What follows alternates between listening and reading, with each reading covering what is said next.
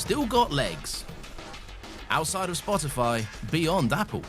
Doing stupid little riffs and barely talking about the Hooniverse. The 21st century is when everything changes. And we are not ready.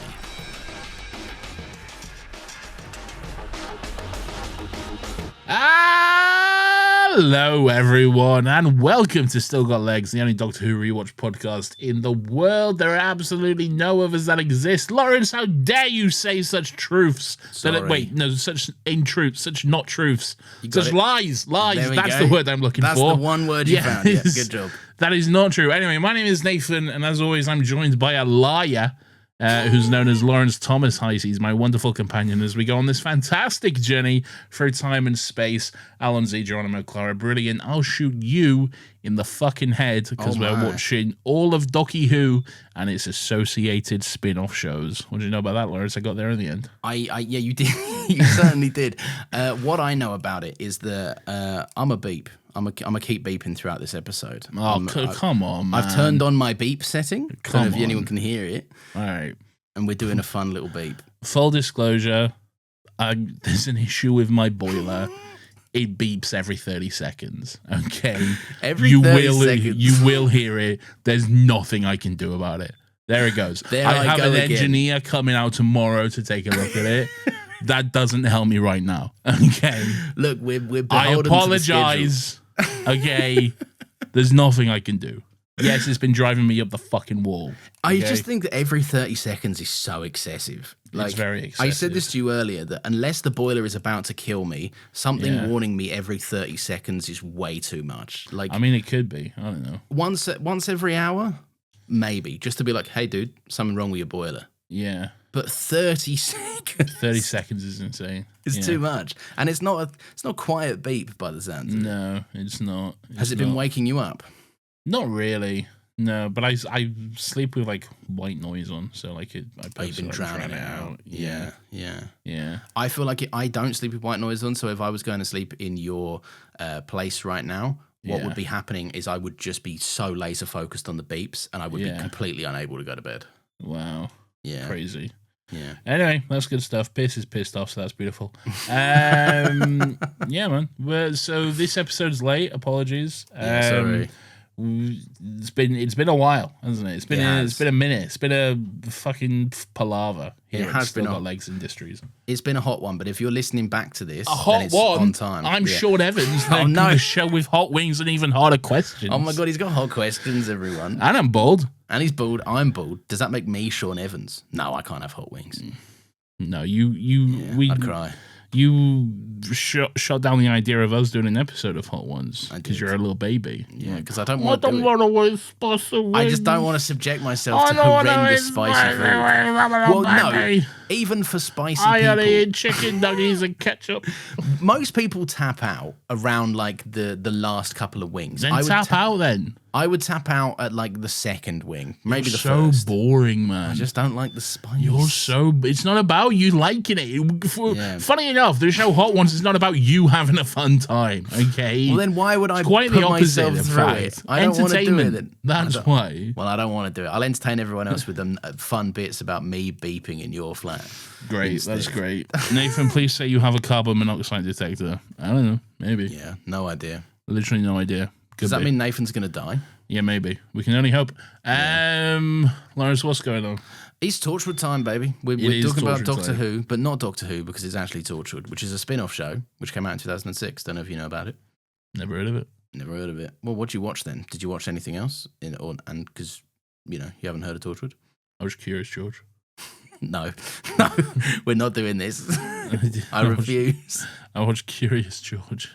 Nathan, what episode did we watch today? Lawrence, we watched episode 185 of Still Got Legs, which is what this podcast is. Yep. And we also watched series 1, episode 9 of Torchwood, which is written, I'll have you know, by Catherine Tregenna, directed by Alice Troughton, who, fun fact, is the granddaughter of Patrick I remembered Troughton. it when I saw her name pop up on the screen. The I remembered granddaughter it. of Patrick Troughton. She's not. That's not a fact that I made made up. Could be right. I don't know. No, you're not right. No, it could be. Who's to say? Who's to say? Anyway, Lawrence, this is the episode Out of Time. Oh my God. Just like we are out of time to record this episode. We really are. It's very late. Yeah. Yes. Yeah. What do you think of Out of Time? Lawrence, what do you think of this episode of Torchwood? I liked it. I thought it was great. I thought it was Wow, an incredible tell us how you really episode. feel. I will, and I intend to. Okay. Torchwood team being broken down to a human level. There's characters and they're out of time, if you will, counterparts. They inform each other's stories really interestingly, especially in Jack's case, and we'll talk about it. I think this is such a good episode because it's a really good example of them taking a concept that Doctor Who could do, but it would be totally different. And Torchwood is like, hey, we can deal with some traveling through time stuff too, but we're going to make it completely different. There's no TARDIS. There's real stakes, real consequences. I thought it was not a jolly time, but a sad, good drama, which I enjoyed. What about you? A jolly time? No, I didn't think it was a jolly time. Well, that's crazy. A man kills himself in a car, Nathan. Oh, spoiler alert! Fucking hell! Sorry, everyone. Spoilers. They should be telling us who Sadie Sink plays in Spider-Man Brand New Day. Okay, I could if I wanted to. Well, you can't. Lawrence, I think this episode is dog shit. No, you don't. I know. I actually think it's. Does anybody have any mashed potatoes? Mashed potatoes, mashed potatoes. I need some mashed potatoes for this certified banger. I can't be asked to play the full thing. Thank God. This is my favorite episode of Torchwood we've had so far. Yeah. This is my go. Okay, this clears. This is the best one that we've had. No villain. No phenomenal. Yeah. No monster, no ghoul, no sending people to the center of the sun to blow up. No sending people to the center of the sun. Just a good, wholesome time. Parallels to classic Dickensian tales. I think it's a beautiful story. I got wanky with it. I think it's great. I think it's really genuinely very well done. One that made me really excited to want to talk about this. Yes. One that had me reaching for ideas and theories which possibly were never there, interpretations and stuff. And I think any episode that can inspire that level of thought and discussion, I think that's good. And this was really good episode of Torchwood. I completely agree. It was one of them where I finished watching it and I was like, this is going to be one of them rare opportunities where we're not making fun of something. Like, wow. We're I'll mostly, make fun of it. Well, we can make fun of it. There's stuff to make fun of. Yeah, but you. No. Hey. Your big bald head. I'll leave my big bald head alone. It's freshly shaved, Come Nathan. on, man. Freshly trimmed up. Lean down and show everyone your bald head. See, I'll do it now. It's very bald. Yeah, because now there's nothing to hide. Exactly. Now it's all there. Although there is a noticeably, there's no stubble on that bit, Yeah. And there never happens. was. No, there was. There was at one point. There never was. There was at one point. It's been clear for a while. Don't take this from me. I've finally reclaimed my head. It's just extended now, okay? Now I've just got an enormous forehead. Yeah, exactly. Which I think is pretty rad. Pretty a awesome. 5 head, I believe the kids call it. Do they really? Maybe. Oh, isn't that just a big forehead? What about a bald guy? Is that a 6 head? I think that's just a guy. A bald guy. Yeah. Fair enough. Fair enough then. Nathan, where are we opening this episode up? In Torchwood. No, actually not true. Well, in the show Torchwood. In the show Torchwood, yes. You can't deny that. It is in the show. The opening does take place in the show Torchwood. It's true, yeah. It would be very displaced if it wasn't in the show Torchwood, I think. It's some kind of airfield, port, field strip. It's where you go to fly your planes. Planes come and they land. They're like, hey, I'm going to land here. I'm like, hey, well, that's cool. We're the Torchwood team. We'll greet you. Because we're often greeting planes. We're like, this is a little plane. We'll greet it. They're like, howdy, boys. I just blew in from the Windy City. We've been flying this here plane around a talking Charlie all day long. You dig? Yeah. Hang 10, fellow travelers. Like, I like this character. Who's this? I don't know. He's a Pyder woman. It's a woman? Yeah, it's the Pyder woman, obviously. Okay. Who else would it be? I don't know. I thought you were doing a self-insert here. No. She's like, hang 10, fellow travelers. I've been flying around these here parts for nigh on 25 years. Why's she got this accent? I don't know. Anyway, then Jack's like, whoa, welcome. Hope you had a great flight. What's happening? All this good stuff. By the way, what fucking year is it, cunt? Yeah, tell me right now. Tell me right now. And she's like, whoa. It's bloody it's December the 18th, a day before my birthday. It is a day before your birthday. A fun little festive episode. And then Jack's like, which year, cunt? And she's like, hey, I'll have you know, you piece of shit. What's this retelling? I'll have you fucking know right now, cunt. Listen here, cunt. By God, it's the year of our Lord, 1953, good sir. Oh, my. And then Jack's like, oh, no. What a hook. Don't you want me, baby? Nice. Bit of a throwback. What a banger. What a fucking intro. What a hook. Yeah. What a thing to get me I'm hooked. grabbed. Call me a haddock. Okay. Because I'm hooked. Boy. Here's the thing about hooks, right? The other day I was trying call to me Peter Pan's arch nemesis. Captain Hook. Because I'm hooked. He keeps it hooked. The other day I was trying to win my Call son. me the 1993 Steven Spielberg movie. Hook. The starring Robin Williams, Maggie Smith, other people I imagine. Yeah. Because I am hooked. That's good stuff. That is good stuff, right? The other day I was trying to, those big, those like not arcade, like the fun fair games. The fun fair where you can hold. You get yourself a cotton candy and a little, hooker duck. Yeah, hooker duck. Do you remember hooker duck? Did you win a fish at hooker duck? This is what I'm trying to tell you. I did play hooker duck. Right? Did you win a fish on hooker duck? I won a car. I won a car? not a real car, a toy car for my son who likes toy cars. Yeah, no, it was what I wanted. I was going for it. He likes toy cars. Yeah. Can you name every engine of Name one car. No. Is he the type of boy who can like name any engine by noise or whatever? Oh God, I hope not. Autism is what I'm saying. Oh, I see. I hope he doesn't grow up to know too much about cars. Yeah. That's sick. I realize my autism special interest is like started developing profusely at the age of 32. What is that then? You know I love the Titanic and ships. Oh, you love boats. I've just been looking at so much at boats recently, dude. I have been just looking so much into boats, cunt. Everything is boats for me now. Name a good boat. What's your favourite vessel? That's in service? Yeah, in service vessel. Yeah. The Queen Mary 2. Okay. Because that's the last ocean liner in the world in active service. Oh.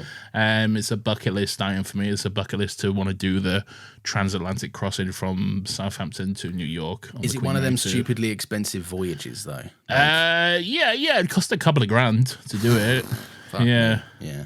Couple of grand. It's a holiday though, isn't it? It's a week. It's a holiday. Yeah, that's true. Couple of grand's doable. That sometimes you get like if you go on one of them fancy trains, you can cost you upwards of like 20k for a good those space. are stupid. Yeah. You're just on a train. Just get on any other train. It's not the same thing though, is it? Yeah. No, I think it is. You're on a train. Goes on tracks, doesn't it? I'm not kidding.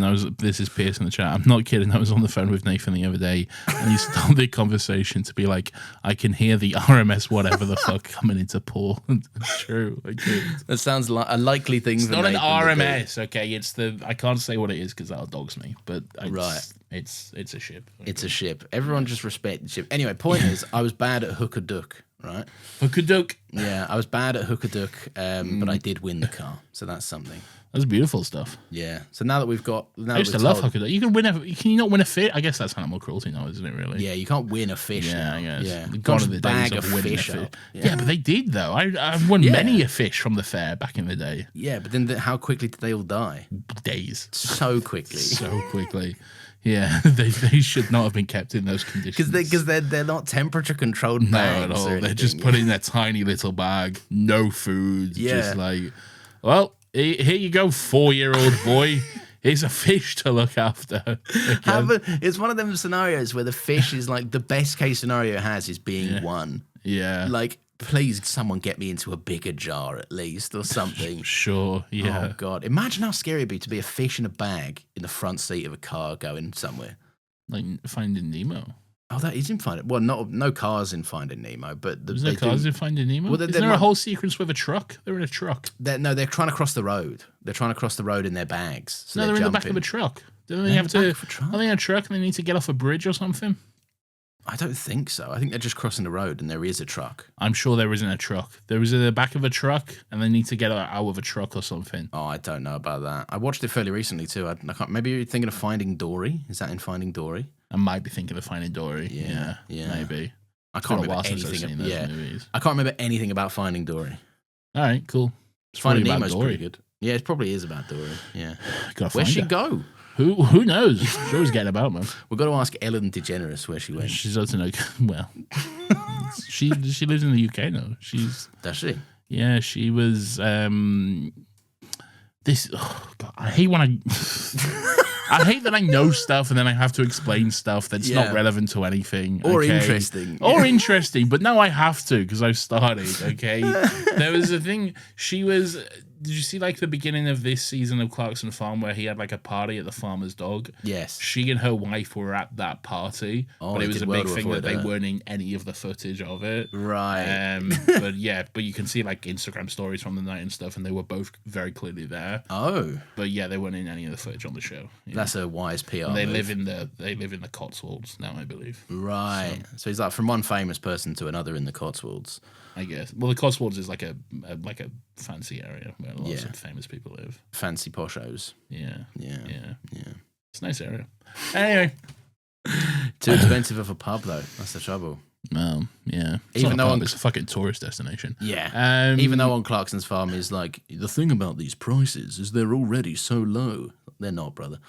I don't know if he is like that. No, he is. He literally got a budget out and was like, the local pubs in the area charge more than we do. Yeah, that's good stuff. Yeah. Nathan's lost interest in that conversation. I have.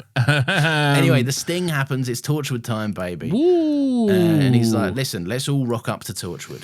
Can I tell you why I like this episode of Torchwood, Lawrence? Yeah.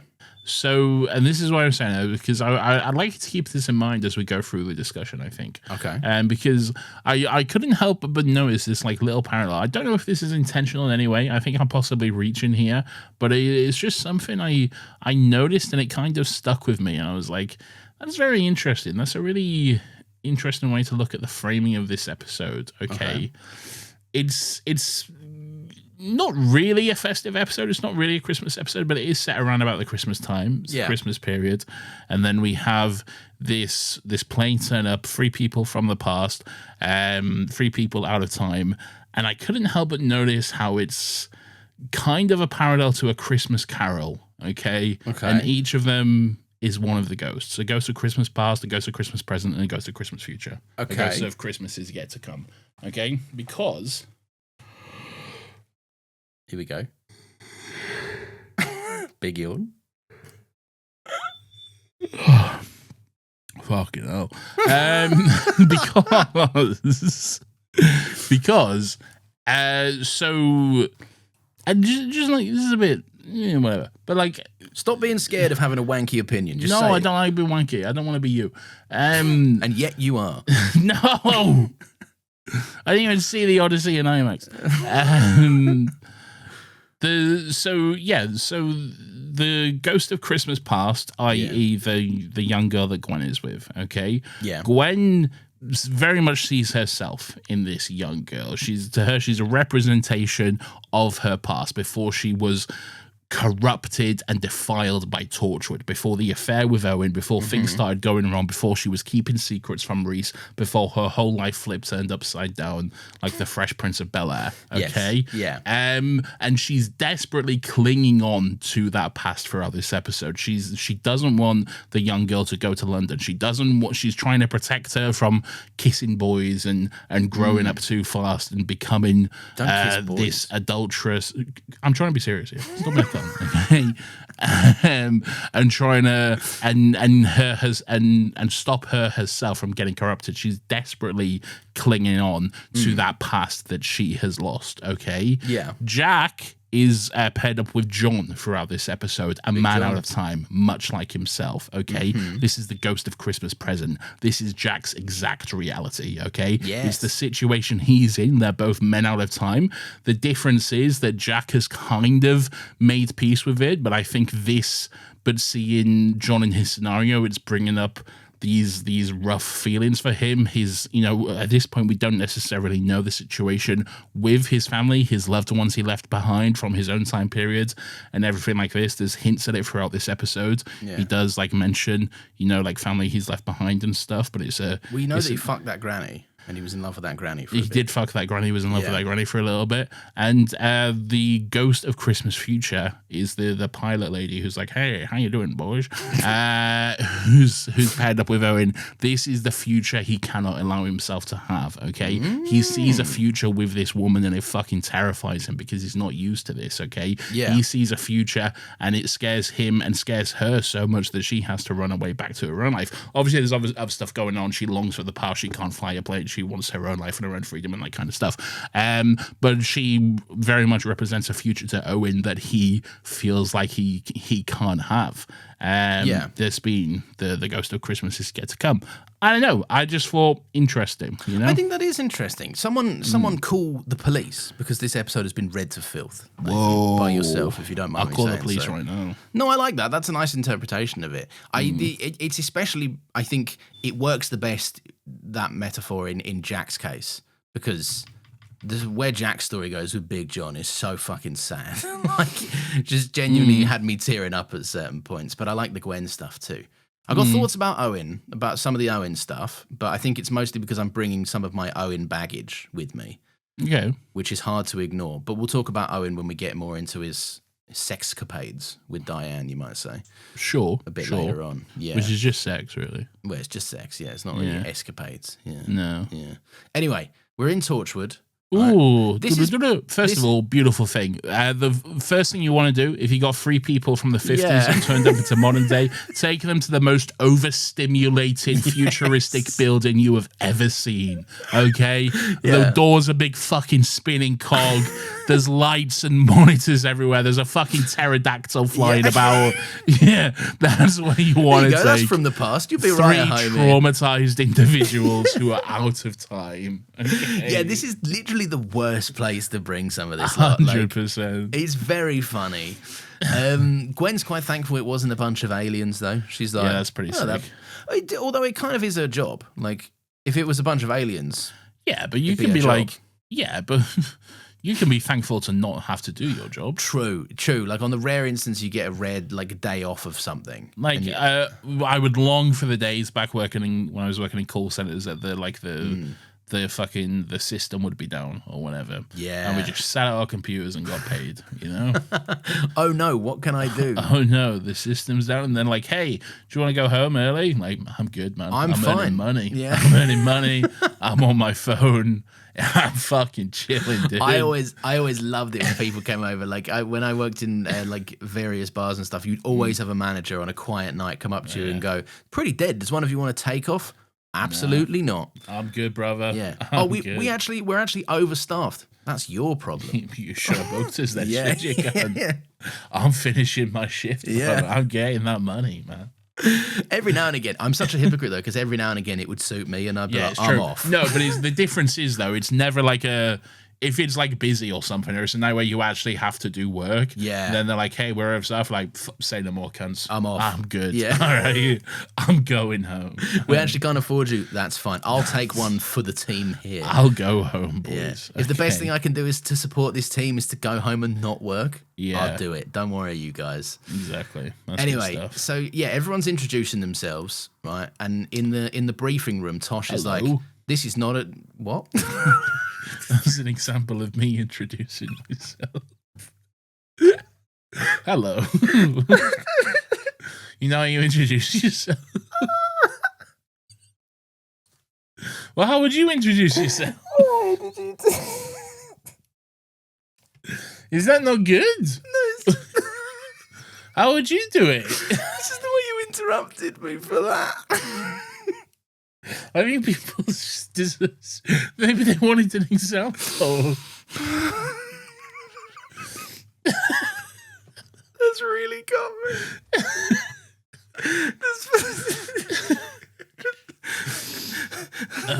Hello. I'm introducing myself. Awesome. So Tosh is explaining to them that it's not a joke or whatever, right? She's like, not a look, joke. here's a bunch of Cardiff development plans. Oh yeah, like or whatever. his airplane blueprints or whatever. Yeah, here's loads of future stuff that you wouldn't have known about. Celebrations of the millennium in your respective home cities. Photographs documenting the development of Cardiff Bay from the 50s to present day. Whoa. Blueprints of modern day aeroplanes. I really like this scene, right? Because Oh, it's so sudden. Like, it's so abrupt and it's very, like, not forgiving. And I kind of like that it's like a mirror for, like, how it would feel to them. Just, like, this abrupt life change that has happened that they just can't ever... I'm still laughing at that. It would be pretty crazy, though, wouldn't it? It would be. It's Indiana Jones, isn't it? This is the Indiana Jones film before Indiana Jones. What's the Indiana Jones Well, he thing? flew in that plane, didn't he? Oh, yes, he did go in that plane, Yeah. to be fair. Yeah. He went in that plane and then he went back in time or whatever. Yeah, And he he was was like, bloody now hell. I'm in Assassin's Creed. Yeah, now I'm in Assassin's Creed. I mean, and there's Christopher Nolan's The Odyssey. Yeah, there's loads of Greeks here, and they made Yeah. a device or whatever. And there's a guy. It was like there's a famous Greek guy, Pythagoras or some shit. He's like, I made a time machine. I'm Pythagoras. I made a time machine. I'm Pythagoras. I made a time machine. What's going on? Hey, I'm Pythagoras. Or as they would call him in the era, Nathan, Pythagoras. you might Pythagoras. say. Yeah. And his lesbian daughter Cassandra in her suit. Cassandra. Yeah. Very nice. Beautiful stuff. Anyway, so She's bisexual. is she? Oh, okay. Well, Yeah. and she fucks goats as well. To be fair, No, that's a different. she'll fuck anything in Greece. Well, it's true. To be Yeah. fair. They would fuck anything in Greece. Yeah. That's how they get down out here. I But don't know. yeah, I've not seen the Odyssey. Jack's like, your plane never landed. You straight up can't go home. There's reports Crashed. of history of you crashing, and you're presumed dead. Basically, Struck an iceberg Yeah. Oh dear. in the sky. They Titanicked in the sky. Yeah. Yeah. They took on loads of sky water. They Amelia Earharted. She Uh, just disappeared, didn't she? I don't know that reference. You don't know that? You don't know who Amelia Earhart is? It rings. Wasn't the she name- referenced in this very episode of Torchwood? Maybe, but I think she was. There's frequently loads of stuff that I don't understand, and I just go, huh. She's a very famous pilot who there was I don't know if she was the first, but she was a very famous female pilot, and she went like missing, like flew somewhere and just went missing one time. She flew somewhere and went missing. Yeah, she just like because she flew across the Atlantic a whole bunch and like flew all around the world. But yeah, she just went Wasn't a very flying good one day pilot and then, if she went went missing. flying A and plane, didn't a land. plane never turned up. Yeah, Did she forget was how to in Night at the Museum 1, I believe. Well, they found her then. Well, no, she was in. She landed from and a filmed museum. Night in the Museum. Oh, was she in Night at the Museum 2? Oh no, she's in one of them. Don't know. One of them, I'm sure. With Rami Malek, who's also in Night at the Museum. Rami Malek, Ben Stiller, Owen Wilson. Owen Wilson, Wow. Robin Amelia Williams, directed by your most hated individual, Sean War Levy. criminal Sean Levy, yeah. I think it's fine. Yeah, there we go. So yeah, Jack's like, basically, sorry, you're dead. Whoa, You're dead in the past anyway. that's crazy. So the Torchwood team's filling them in. There's dads that died young. John There's Bernthal is also in those movies. Is John Bernthal in those movies? Yeah, he plays Al Capone, Al Capone. or Does one he of really? Al Capone's mates or some shit. Yeah. Huh. Good for him. Hey, I'm Al Capone. Listen here, Night at the Museum. Hey. Let me tell you something, Night at the Museum. Let me tell you something.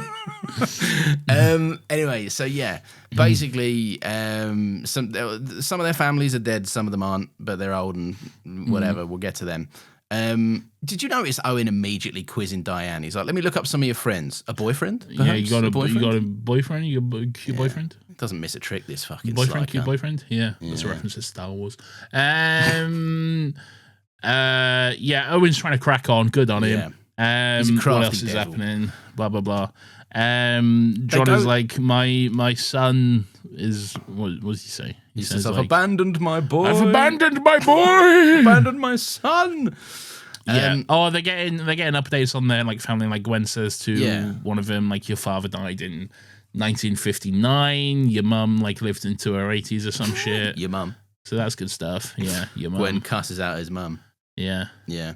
They go to a place that is very 1950s looking, like a little like a little shelter, I guess, where they can live. What is this place? I don't know. Is it like their little place that they've got? Well, he's claiming not theirs because there's just two random teenage girls also living there. Oh yeah, the teenage girls. So it's like some kind of like I don't know, like lodging. But it's like straight ripped out of history. Like it feels old as fuck in there. Yeah, I think that's just because it's old. It's old. It's just an old building. Yeah. They just haven't done it. Well, they feel right at home, to be fair, which I guess is by design.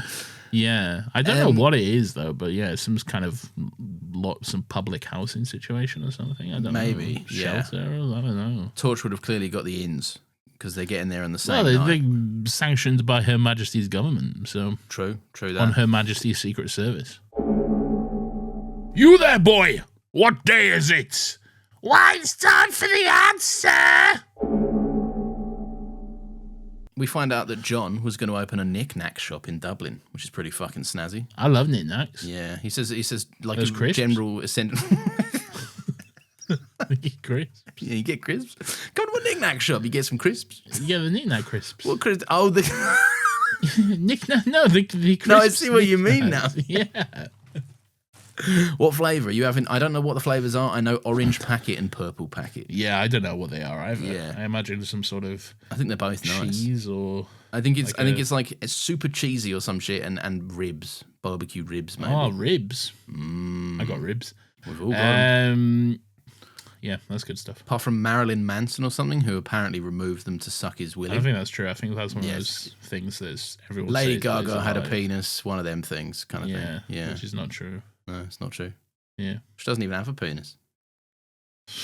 All right. I've seen A Star Is Born where there's an absence of penis. Is what I'm saying. Should you get full vagina? Yeah, there's like a brief moment of full vagina. Yeah, How do you know it's Lady Gaga's vagina? it could be a body double, but it is Exactly. a full body shot of her. It's like as Bradley Cooper's walking out the door and she's standing up in the bath and she's like, "Oi, I'm Lady Gaga. I'm Lady Gaga and this is my Here's full my Lady vagina. Gaga. Here's my Lady Gaga. Here's my lady that makes you go gaga." You Yeah. know. And he's Yeah. like, hey, I just want to get a look at you. I just want to get a look I've got a big beard in this movie. I'm Bradley I'm in the Cooper. Hangover movie. I'm drunk and I'm pissing on myself. I've got weed on my pants. I just want to get a look I'm gonna at sing you. the song in the Hey. shadows. And Usnavi's in it. Is Usnavi in it? Yeah, he's a mate, isn't he? Is he? I can't remember. He's like, I'm your mate. I'm singing songs with you, Lady Gaga. Lady But Gaga. Now you're famous and doing SNL or whatever. Now you're famous. I'll do SNL. You get full vagina out in the bath. You get full vagina in the bath. And this Isn't is A Star Is Born one of those movies that's been made like 20 times or whatever? Yeah, I believe it. And they're is. all like, there's always a star that's born. you Yeah, know? yeah. Like Jesus. Good. Barbara Streisand, I believe, was a prior star that was born. Mary's boy child, Jesus Christ, Yeah, man. was born on On Christmas Christmas Day. Day. What a banger. This is a can't rambly wait for episode, Christmas. isn't it, so far? Yeah, man. We've been out of the game. We've been out there. Clearly, we're not practiced at this. So yeah, this bloke was going to open a knick-knack shop in Dublin, selling exclusively knick-knack crisps. Yeah. I've written down here, so I'm going to say it, that the episode's brisk pace is very interesting. Ooh. Normally, I do believe that if you want something to be a bit slow and somber, Yes. you would switch up the pacing to make scenes drag a little bit, right? Kind Sure. of find a slow rhythm to it. This is I mean, they've got a lot of stuff to do in this episode, right? 3 characters to essentially give a full arc to. But the pace of this, the briskness of this Yeah. episode is You're so getting- well done. You're getting full scenes, which are like 20 seconds a piece, man. Yeah. But I And, think like a that's, lot that's happens awesome. in those scenes as well. Yeah, you know? this bloke's given us his full knick-knack shop rundown. We know all his inventory of knickknacks. There's He's 2 got flavors. spicy cheese and barbecue rib or He whatever. goes, Jack, I've got both of the flavors. Jack's like, whoa. That's crazy. That's dude. crazy. Any other flavors? You don't need them. No, you don't need them, them. Jack. I'm Yeah. Big John, and this is my knick-knack shop in Dublin. Anyway, Johnny's like, then, hey, don't worry, Captain Harkness. I'll look Yeah. after the ladies because I'm a man of the 1950s. Yeah. And that's what I do. And he's like, hey, call me Jack. Call me Jack. I respect. Because we're good friends. I Yeah. respect misogynistic. I men. respect your outdated opinions and views, and it won't be the last time they rear their ugly head in this episode. That's true. That's true. I don't think you can judge him for it because No, you it's- can't. You can't. It's like he's out of time, you know. He's out of time. That's the name of the episode. This is a Superman 4 Quest for Peace scenario. Oh my goodness. Um, Gwen's chatting with the younger girl, Emma. what's she doing that for? Well, she's like Emma's going on about like my family they're gonna think I'm missing now, and Gwen's like, not to correct you, right, but the semantics are that you actually died hella years ago. Actually, you are so dead. Yeah. And your family are so dead, mate. Gwen's they're like, not even worried about you because they're dead, man. yeah. Gwen's like, I'm just gonna cut you off just before you make a tit of yourself. Yeah. As They deft as hear ever is Gwen. a little bit of rabble, and they're like, "Who's that? What's that?" Yeah. And they're like, "Oh, there's some girls live here. Don't worry." Classic. We'll make Girls friends making with them. rabbly noises. Ugh. Oh god, can you imagine? Yeah. Girls making noises, drinking their Nondescript hedonistic ciders. drinks, their cheap ciders from a can. Yeah. Ah, Two girls and their tinnies. Oh my to be a Lord. girl drinking a cider from a can. Oh my God. So that's a dream right there. One can dream, yeah. Anyway, so yeah. Basically, Gwen's like, they're gonna think that your plane went down in the sea, I'm afraid. Here's something. These three don't really fucking know each other at all, do they? No, I don't think they do, which is They're interesting. they're not like, hey, we're all mates or whatever. They're like, Yeah. they're basically like, they just like, hey, think I'm they a pilot. booked I'll her take as yeah. yeah. Like, I'm a pilot. You got a couple of quid. I'll take you across to Dublin or whatever. It's 18th like- of December. We all booked our journey home too late. We'll go with Christmas, you know? Yeah. So let's This get in isn't Diane's planes, plane. trains, and automobiles. It's just planes. It's just Okay. plane, yeah. And we're going across the Irish Channel Yeah. to Dublin. Do you reckon she's got a places. storage compartment full of his? Maybe he's been to Dublin and she's exporting all of his knickknacks Yeah, maybe. for his inventory. Maybe. Yeah. This guy could have been like Mr. Walmart. You know? Not anymore. Well, yeah, he missed his chance. He missed his chance to franchise. Now he's Mr. Dead in a car. Mr. instead. Dead in a plane. Mr. Oh, and a car. and a yeah. car. Yeah, he technically dies in a plane and a car. So yeah, she's gripping a little teddy, which I thought was Whoa. quite sweet. She, like emphasizing, I guess, that she's the youngest of them. She's a but child, Lauren. She's just Yeah. 18 years old, man. I'm gripping teddies at 18. I still do have an affection for some of my soft bears. You have know? soft bears? Not if you don't. No, I got some. Yeah, I'm not ashamed about it. I've got a baby Shrek situation called Ivy, and I think she's sick. Is this going to be a situation where like your son is like, I want that, and you're like, no, you no. don't. You don't need to. You're He's like, got- you got other toys, you know. He's already got a bear. He's got a bear. Oh, I got- it is that situation. You've already got your own bear. You don't need him, okay? It's fine. Okay. No, you know his bear. He's got Discount Paddington, isn't he? You know Discount. Do I Paddington. know this? I don't know. Yeah, this bear. It's like Timu Paddington because he's got a red coat on, like a red duffer coat. Well, why are you on. getting him a shit Paddington? Because when I found out that we were having a baby, I was passing a local charity shop, so I bought Yeah. the bear, and I thought it was quite a nice thing to do. So he's called Horace Morris. I don't like that. That's an awful name. I hate that's upsetting. Why is it upsetting? Horace Morris. It sounds like some sort of villain. No, he's a good boy. No, I don't like that. He I think watches that's over good. the room. No, I don't like it. I don't like it. Fair enough. I also have Bat Bear, which is what they called the Builder Bears that I got when I was really young, and it has a Batman costume on it, an extremely outdated Batman costume on it. Why is it racist? No, nothing like that. It's just like it's not any modern Batman suit. That just sounds like you're one of those parents who's desperately forcing their kid into like the things they like, you know? Well, neither Like, my mum or dad my like child Batman. will love Harry Potter because Yeah. I love Harry. First of Yeah. all, grow the fuck up. Second of all, What house are you in? Do the quiz. Do the quiz. I'm a Hufflepuff. You're 34 years Yeah. old. Okay, You be- you're not a fucking Hufflepuff. You need to. You're a cunt. You're Tom Okay. Felton. You need to let it go. Yeah, You're an Tom adult. Felton. Have you seen Tom Felton? I've been to the cinema a few I times. feel sorry for that cunt, man. I really feel- do as well. Yeah. Yeah. Even Imagine like, peaking when you were 13. I know you just that's such a sad existence. And also, he was pressed against one to say something like, "Hey, you do a lot of Harry Potter stuff. I think it's fair we ask your opinion on this. He's What do you? basically like, hey, don't affect me. Don't offend me. I'm good, actually. Yeah." I still get a paycheck. I'm not you going to know? say anything about it because then literally, I don't think you understand. My entire career disappears if I say Yeah. anything about this. Anyway, he did a car advert recently where he's talking Oh, about. I think I've seen this. What I will say about it is it's the most embarrassing thing I've ever seen. Wait, what happens in it? It's like a Ministry of Magic-esque place, and he's choosing a car. Yeah, and he goes, yes. car chooses the driver. Yeah, 100% seen it.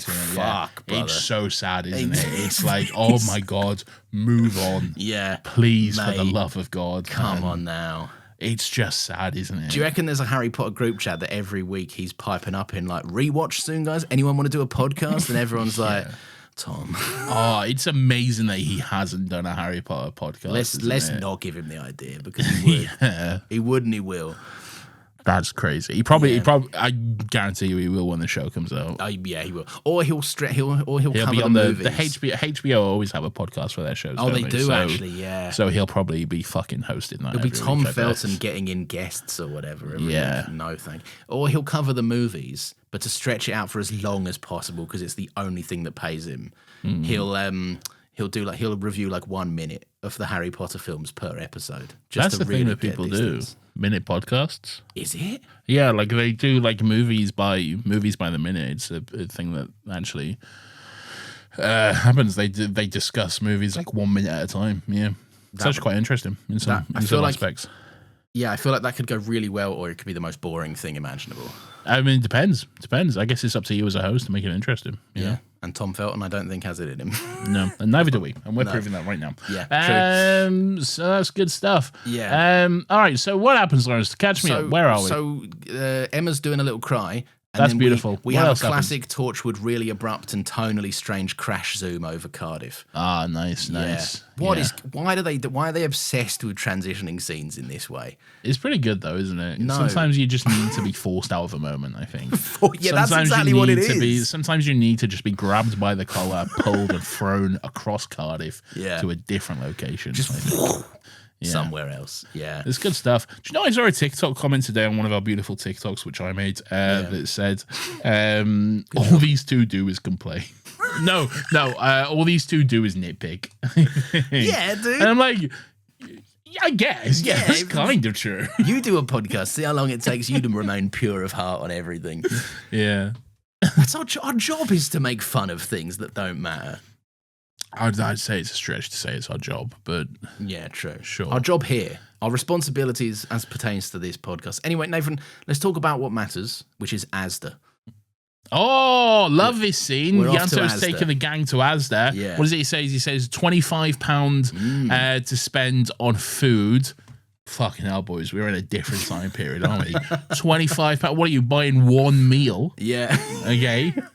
£25 for your food and £20 for luxuries like cigarettes and magazines. You know those luxury magazines that you're always buying? I'm always buying luxury magazines. Yeah. To be fair, this guy does come across a mag later on and he's a bit like, fucking blimey, boys. Copy a zoo or whatever. Yeah. It's enough to make me not kill myself in a car. I'll tell you I that bet. much. I bet. I will say, if we were going out to Asda now with 25 quid, we'd probably be able to get one meat of our choice and then washing up tablets. Hello, which are 1 11 meat, quid a pop. please. Yeah. Do you know how much 11 olive oil quid? is? Mate, are you not a washing tablet man? What do you mean a washing tab? Like for a dishwasher? No, like getting a washing tab for your washing. Or like a capsule? Yeah. I've owned like a tub of capsule things for like the past year. Okay. I do one wash a week. Yeah. Okay. Oh, fair enough. I live alone. I do one wash a week. Yeah. I got like a big fucking tub like a year ago or something, and I'm still going through it. Mate, so. having a kid is 2 a day. It's 2 washes a day at least. That's crazy. 2 washes a day? Yeah. That's insane. Also because like the dog sheds hair, so the clothes just get hairy all the fucking time. Yeah, it's no good. But yeah, mate, a fucking pack of tabs, 11 quid the other day. Daylight robbery. Tabs are cigarettes, I believe. No, but in my situation, I don't smoke, so in my situation, they're the Tide Pods that I'm eating. Okay, sure. Because I think the cool kids are still doing that. All right. Killing themselves with washing tablets or something. I don't know if they are, but sure. Anyway, I do like this scene because they're fucking loving bananas more than automatic doors. The excess of food compared to the rations that they're used to. We were some bloody rations in my day. And it's like, yeah, well, we're a fucking consumer capitalist. Yeah. Why don't I you kill said, myself? You said it just as well as the We're a Undertaker. consumer capitalist nation right now, okay? Yeah. Cunt? So fucking buy all the bananas you want, cunt, all right? Bananas. Did you? And he's like, I won't, but I'll buy this delicious porno mag. Yeah, I'm gonna- And this girl who's not my daughter will go fucking nuts on all this chocolate or whatever. to be fair, I wouldn't know. If someone gave Yeah, me 100%. 25 quid. Pack of Whispers. Oh, Love a whisper. whispers, dude. This guy's like, what's the going rate for knickknacks in Asda? I'm going to undercut him. Bro's scoping out the competition. Bro's doing a bit of corporate espionage. Hello, mate. Do you have a price list? Get out of the shop. I know your game. Leave. You'll have no Asda price matches here, son. I did love the fucking gag of the smoking kills box. Fucking really got me. Really made That's me pretty laugh. fun. I remember when they came in, the whole fucking the smoking kills. Don't labels. smoke because you're going to die. Packaging. Well, just the smoking kills thing. Yeah. Okay. I apologise for overcomplicating it. Yeah. It is pretty cool that they're like, well, is cool the right word? I don't know. I guess so. That by law you have to actively discourage people from buying this product. Yeah. On the product itself. Yeah. And yet they pretty still. interesting. And yet people are like, that's fine. Yeah. Won't kill me. That's someone Yeah. else. Yeah. Yeah. I don't know if you know They this, but that's a don't- picture of not my lungs. So They don't legally. They don't have to print it on vapes yet. They don't have to put vaping kills on vapes, but they should. but they should because I think it does the same sort of damage. I don't really know. And this time it's worse because you're having, like sometimes Because you look like a dick. yeah, yeah, you look like a dick and you're gonna die as well. Yeah. I Doing like your it. vape tricks with your LED vape. Yo, check me out, boys. Look, I can do smoke rings with my stupid machine. That Pierce does is smoke. punching the wall right now with his little vape. Oh, Pierce. He's vaping up a storm right now. He's doing all kinds of vape tricks. I thought better of you. Pierce. Vaping's objectively lame, I think. I think if you vape, you lose aura points, if that's what kids are dishing out. I think so too, unless any of our listeners vape, then I think it's cool. Yeah, if you do it, you're the cool one. Yeah. And everyone thinks you're cool.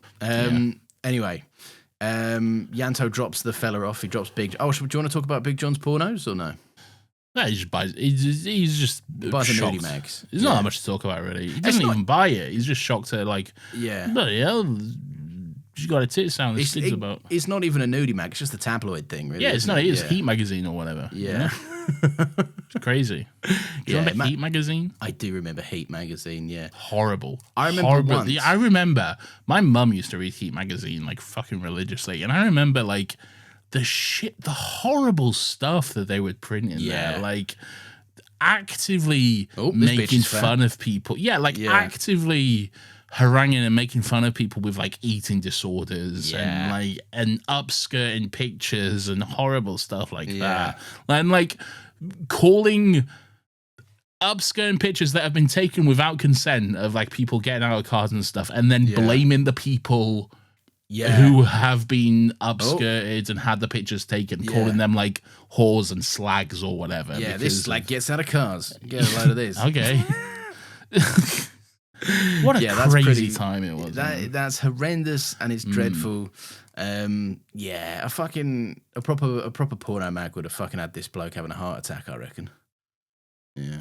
Wait, what? Like if this guy picked up an actual porno rag, he'd Yeah. have had a heart attack where he stood. I don't know the word. Porno mags are pretty tame, aren't they? It's just pictures of like Still big fucking breasts. big knockers. You know, you've seen breasts before. Yeah, but to see him about, because he's like, there's bloody children about in this shop. Yeah, but you don't see full-on porno mags, like where there's... Yeah. They're on the top shelf. They're covered up by that bit of plastic on the top Oh, shelf. yeah, that's true. Yeah. Yeah. Been a minute since I've And then perused you'd the be a porno kid in the rags. shop and you'd be like... As we're walking past, boobs. Is there a boob under there? Oh, very nice. spy a bit of boob up there. Mum, I'm just going to look at the DVDs. You just go somewhere else. I remember once I bought, you know the magazine SFX? No. Oh, it's called SFX, right? And I was buying the magazine, but I was with my mum, and I was like, "Mum, can we get this magazine?" I knew it was called. You've told this story, sex. Yeah. No, they'd put it was the Doctor Who thing, and they'd done that trendy thing where they put David Tennant's hair in front of the logo, So it looks like sex. so it looked like cut off the bottom of the what You would just be look an like you were buying a David Tennant sex magazine. sex David With Tennant. David Tennant. Yeah, awesome. He's got tips for me. Can't wait to read up on this. Anyway, Yeah, basically, Yanto drops the fella off at the stadium, but he's hoodwinked Yanto, and he's off. He's to like, see hey, I'm going to go to the stadium because I love the footy. You know, Yeah. you know how the boys are. We love the footy. I want to catch up on a game. Catch up. Go to the Millennium Stadium. Love the footy. Am I even from Wales? Who cares? Oh no, he is actually because he goes to his house. To be fair, Yeah. But then he's like, hey, I'm going to go to my old house actually, and he's like, hey, do you know anyone who lived here? You there, like, random man on the street. Yeah. Do you know who lived here?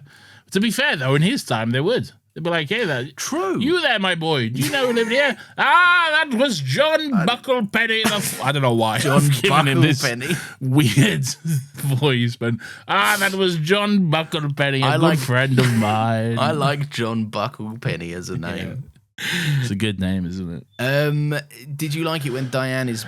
I guess she's just hanging around the kettle because she's shocked by the tea later on. Well, no, she's.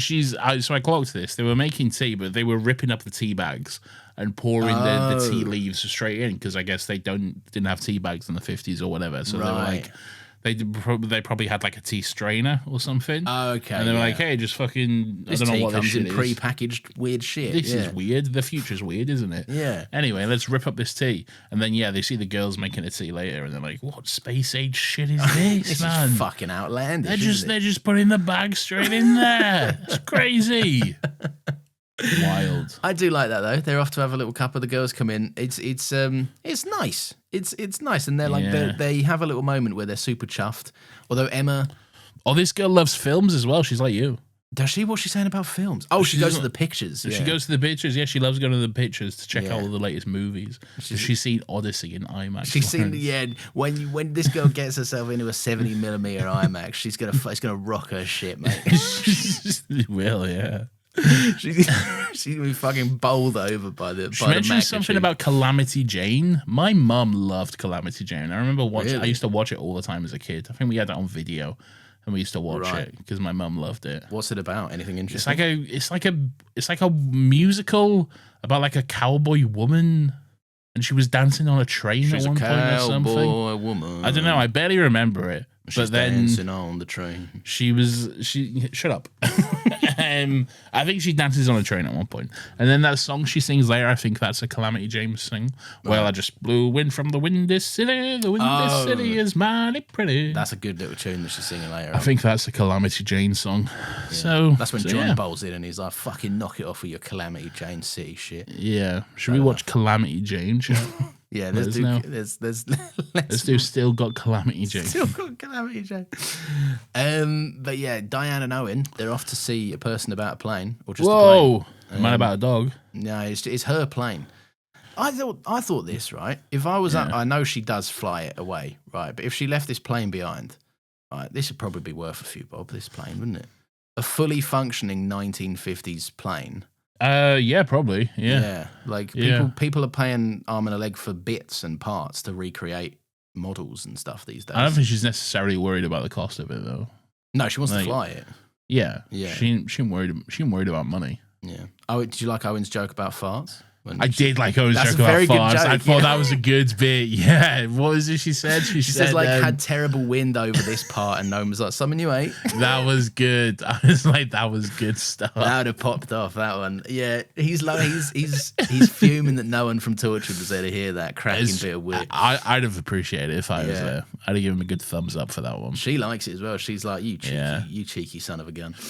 That's beautiful. Anyway, I like this because you get a bit of character stuff from Diane. She's explaining that she's got a taste for flying now, and no pig-headed bloke's going to give her orders. She was supposed to go back to, I don't know, whatever fucking women did in 1950s, which is not much.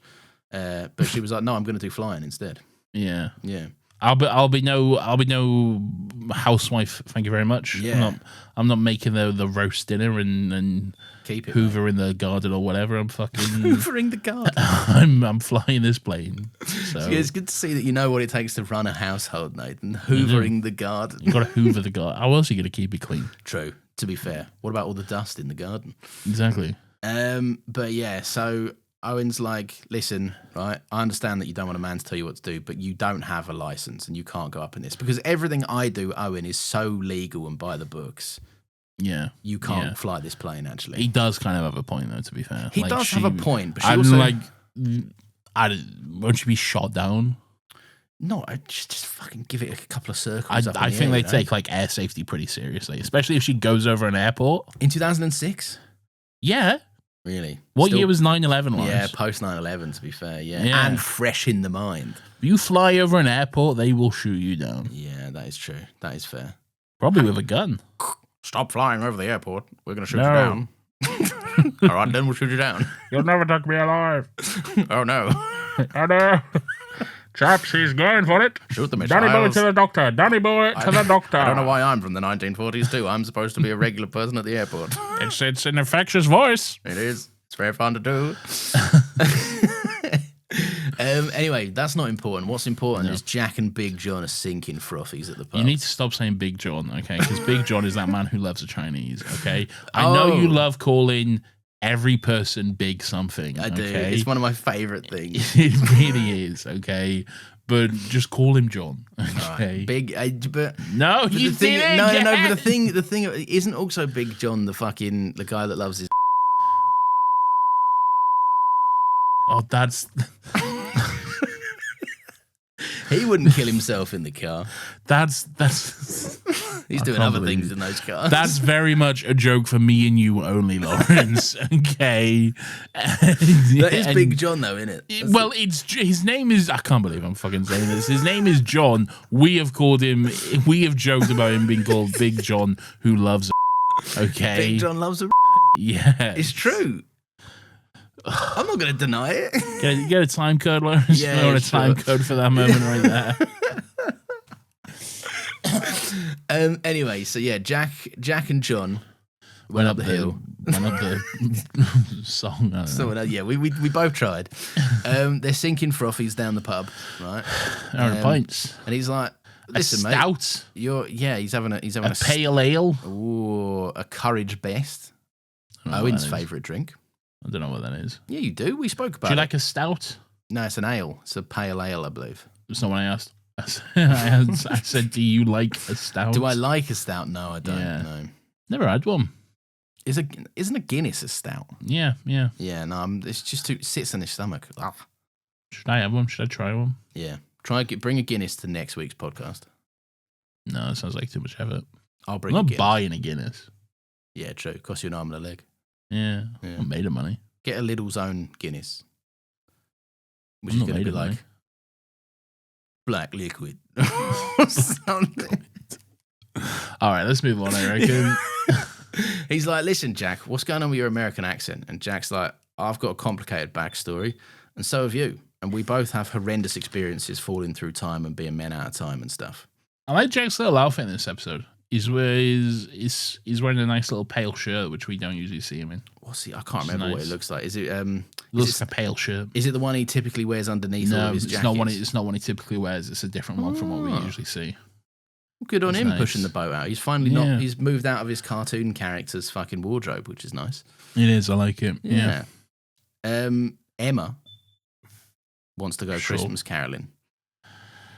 I feel like we're moving at a snail's fucking pace here, man. We need to pick this shit up. We'll be quicker. Emma wants to go Christmas caroling, and the girls at the weird little shelter that they're at or whatever. Yeah, they're like, "No, love, we're gonna get smashed out of our fucking box. We're gonna get fucking hammered because we've got no mums or whatever." Yeah, none of us have got mums. Yeah, right? So we're gonna drink cheap cider. Yeah, we're gonna drink cheap cider. I've got a couple of tinnies in. Right, we're gonna have a little party, just the two of us. There's nothing happening in this flat. Cheap cider is awful. Yeah, cheap cider tastes like absolute piss. It tastes like piss. It gets you drunk though, and it's cheap, which is the main selling point. That's the thing. Yeah, like there's a reason why pretty much every 14-year-old at a park is drinking bottled cider. White Lightning, Frosty Jacks. Yeah, Frosty Jacks. Jesus fucking Christ. A 3-liter bottle of Frosty Jacks between you and the homies. Catch me on GCSE results night in the park with my Strongbow fucking 2-liter. Trying to getting your girlfriends to go to the most dodgy looking pedo cunt and going, "Hey, can you buy us a bottle of it?" Oh, mate, this guy looks like a good pedo. Fistful of loose coppers. Hey, can you go in? The shopkeeper definitely hasn't noticed us hanging around and asking everyone to do this. Outrageous. I remember I got asked to buy alcohol for a bunch of kids. Did you do it? Did I fuck, man? No, look what you've become. Absolutely fucking no. I was like, that's hilarious, but no way am I doing that. Yeah, to be fair, you can risk a fine for it or jail, can't you?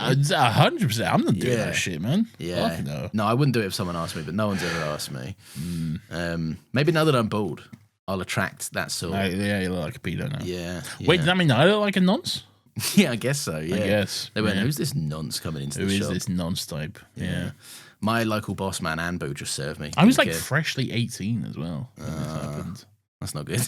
Yeah. That's no fun. Yeah, Crazy. Anbu, my local boss man down in my hometown, he always sorted me out. He would just give me the look that's like, wait for this person to leave the shop and then I'll sort you out, mate. Yeah. Hello, I'm from 1953 and these are some ads. I wonder if there'll be advertisements for popular items such as the children's toy Buzzy Bee, Andy's chocolate mints, or a Dubrovnik chess set. Anyway, the girls crease at her and they're like, well, let's all just fucking get pissed instead. She's like, all right, fair enough. What? Pierce in the chat. Lawrence, the Waitrose cashier, is not a boss. Fuck off, Biz. Go away. Very good. It's not fair. It's not fair. Leave me alone. Jack, John's leaving the beers. Right, he's had enough of the session. Right, yeah, and he says to Jack, "Find my son. He's all I got left." And that's just so sad, isn't it? That is quite sad. He says something about the notion of like, my son could have had kids. I could be passing my own flesh and blood in the street and not know it. Yeah. Horrendous. That's beautiful. It drums home the sadness of it, I think. It's not the most heartbreaking scene in the episode. No, it's not. It's up there. It kind of keeps getting sadder as it goes on. This thing. Yeah, it does. Anyway, John. Yeah. What does John do? I know what Big John does. Shut up, Lawrence. I didn't mean to say John. What I meant to say is Owen and Diane. They're at a lovely little restaurant. Owen strolls up in his jeans. Did we talk about Owen in his little scarf earlier? Did you like his little didn't, scarf? no. He was wearing a lovely little scarf. He was. Very, very metrosexual, Owen, isn't he, for the time? I think it's the vibe, though, of the time. Like, Owen does rock that, like, I've pushed my hair forward. But He's got his beauty products. He's very unapologetic about his beauty products. There was a part of me that was endeared to Owen a little bit in this episode. Because I, too, am a man that likes to moisturize out of the shower. You know? Don't moisturize. I do. Talc. It just doesn't work. No, I don't talc. Talc. I used to talc. I don't talc anymore. Why don't you talc anymore? I don't know. I just fell out of it one day and was like, don't need to. I don't need to talc, actually. I think I talked more when I was on my feet more often. Because you're doing 12-hour bar shifts. You're going to be there's going to be some rubbing occurring. Yeah, bit of chafing. Yeah, so I'm sorting myself out. This is just talking up my grooming habits, everyone. Yeah. But now, sat on my arse all day. So no need to talc. No need to talc. No talc needs. Well, there you go. Yeah. There it is, everyone. What about you? Classic. What are you doing? Not talking, that's for sure. What are you doing though? What's like what's your beauty routine? I don't know. I don't moisturize. I probably should. It's good for you, man. Shit. It feels makes you feel very fresh. I wash my face. That's good. That's somewhere to start. I brush my teeth. That's good. That's very good, actually. I wash my hair occasionally. Yeah, that's good. I can't relate, but fine. I use a pea-sized amount of shampoo and just go foop, foop, done. Why? I do my beard. Because it's otherwise. Why do you bother putting over your head? Just because there's some wishful thinking. There's follicles. I don't know, man. I don't know. But yeah, fucking hell, we are snail's pace in this, aren't we? We are. Yeah, right. So yeah, Diane and Owen, they're at the restaurant. What are they doing there? They're having a lovely little date, kind of. She's like, hey, pull out my chair, bitch. And he's like, listen, cunt, you want fucking equality and also chivalry. Yeah. Bloody women these days, bloody am I right? Women, you bloody and she's women. like, hey, I don't know why they should be mutually exclusive, cunt. Red to filth. # fuck you. He's like, all right, fair enough. Owen's not progressive enough for a 1953 woman. Yeah. Which is just an endearing statement on how truly sexist Owen really is. Oh, here we go. Here it is, actually. No, Owen, no, I'm not here that much. Doesn't seem worth the effort. You smoke too much, he says. Diane says, so I gather. Amelia Earhart, she disappeared in 1932. Do you think she's still out there somewhere? See, I told you she was mentioned in this episode, Lawrence. Okay, you don't even know who that is. No, you got me there. You're like, who's that? Some broad. I know that she forgot to land her plane. That's what you Some broad who can't even drive her plane. Wow, no driving. Driving your plane. That's what you're saying. That is what I said. I'll say it again. Fucking Owen's like, you're pretty hot for a bird turning 90. Good That's on you. crazy, dude. Yeah. So putting the booze on her, isn't he? Hey, he does. He also tells her about sperm banks, which is good. She's like, give me the rundown of feminism then, and he's like, sperm. Yeah. Does she say, give me the rundown of feminism? No, but she does say something like, go on, like, what's changed then in terms of equality? Yeah. What's been happening? Sure. Yeah. And he's like, you never guess, right? Yeah. Jizzing in a cup. Don't even have to have sex for kids no more.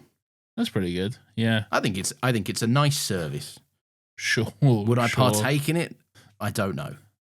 All right. Yeah, that's beautiful. I would just find it strange coming in a cup and then maybe having a kid that I don't know. I feel like we've talked about this way too much on this podcast. This is not the first time we talked about coming in a cup on this podcast.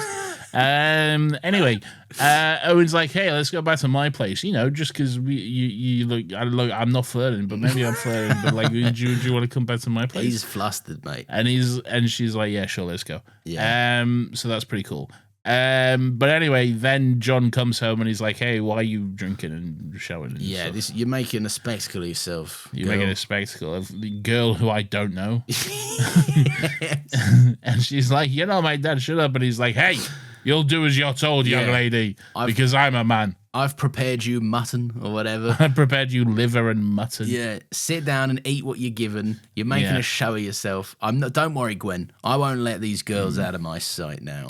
It was particularly heartbreaking what Emma said at this point. She says, only my dad gets to talk to me like that, and I'm never going to see him again, am I? Or my mum, or my best friend, or my dog. The dog. And you don't think about the dog, No, do you? you don't. That poor dog's like, oh, when's she coming home? Oh, Never come, mate. man. That's outrageous. That's going to make me kill myself, I think. Yeah, same. Yeah. People, unless you've listened to a recent Patreon episode, which hasn't come out yet. Oh, it gets very depressing at one point. just bring your tears and your tissues and such, you know. You don't need to bring your tears, but it's just it just gets a bit. There's sad. like a 5-minute stretch where we talk about dogs and stuff, and it's sad. Yeah. Anyway, so this guy John's like, I'm not going to let him out of my sight, and Gwen's like, oh, I don't give a fuck, go away. Follows Emma, which is nice. That's beautiful stuff. Anyway, Owen and Diane get back to his place. He's quickly shoving magazines under his couch. Yeah, he's like, his hey, pornos. don't all his nudie porno mags. He's like, hey, don't worry about all this. Also, did you see all my beauty products in the bathroom? Yeah, don't make fun of me, pretty please. Cool. Yeah. I'm just cool, Owen. We're back in Owen's terrible unfurnished apartment. They do comment on that here. They do. I was so thankful for it. Yeah, she says it's not very homely here, and he says, well, he's not here that much, so he doesn't really see the point in decorating. This to me, I felt a little red to filth, right? Because we've been just making fun of Owen just not knowing how to do anything and being an idiot. Yeah. Right? But I was sat there and I was like, oh yeah, it could have been a character choice the whole time, and I've just willfully ignored it to make fun of him. Yeah, I thought it was a character choice. Oh, it's all well and good saying that now, isn't it? No, I did. Well, yeah, I guess. But I did. Do you know, I also thought it was a character choice, but I also didn't want to bring that up. Wow. Okay. I genuinely did, and I know saying that now makes me sound like I'm just trying to score points in hindsight, but I genuinely did. Okay. Well, we can't all be as cool as you. Okay. Not with our Dickensian parallels. Well, yeah, you should have brought yours. I should have done. So, yeah, basically, yeah, Owen's not really Anyway, they have sex. They have sex. They fuck. They're like, hey, we're going to have sex. And then they they just have sex. And they're like, hey, bloody hell, I didn't know you know I had sex because you're from the 50s or whatever. Where famously no one had sex. Yeah. I think you got it, Owen. Yeah, literally.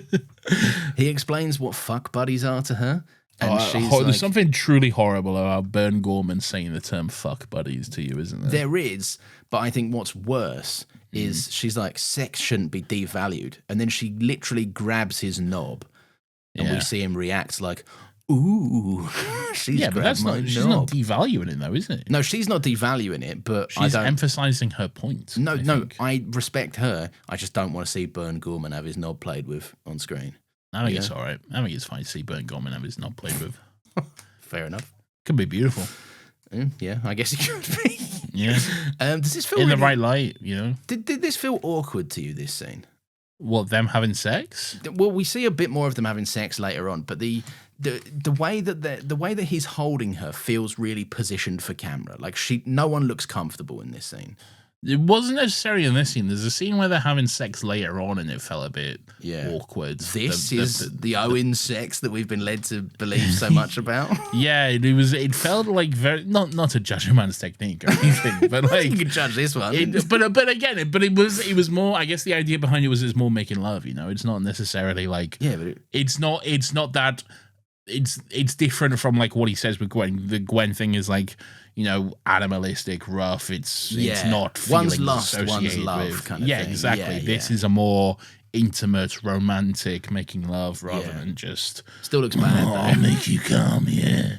It still looks like awful sex, if I'm honest.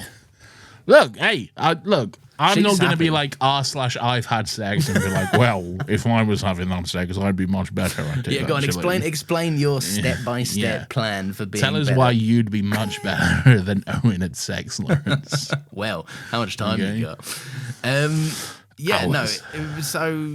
She's learned about fuck buddies. Anyway, they go and have a bit more sex, which is great. And That's then beautiful we get, stuff. And good on them for having sex. Nathan, here we were, mere weeks ago, maybe even last week. Oh, right? wow. Just praying for more Reese. Ah, yes. And more Reese is certainly what we receive.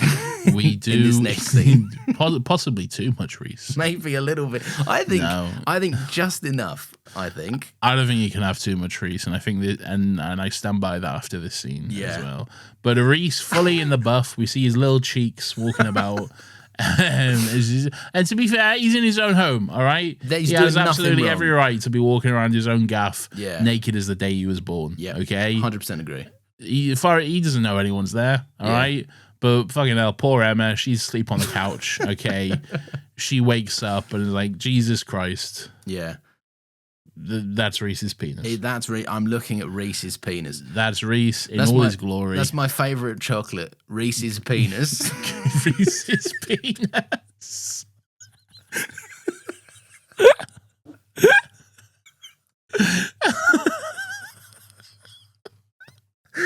That's good. Oh.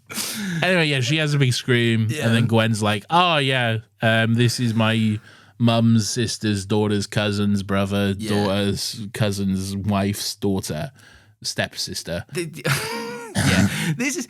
I mean, this comes around a little bit later on, right? But this is just one of them. Thanks for that. This is just one of them things that, like, just be like, it's to do with work.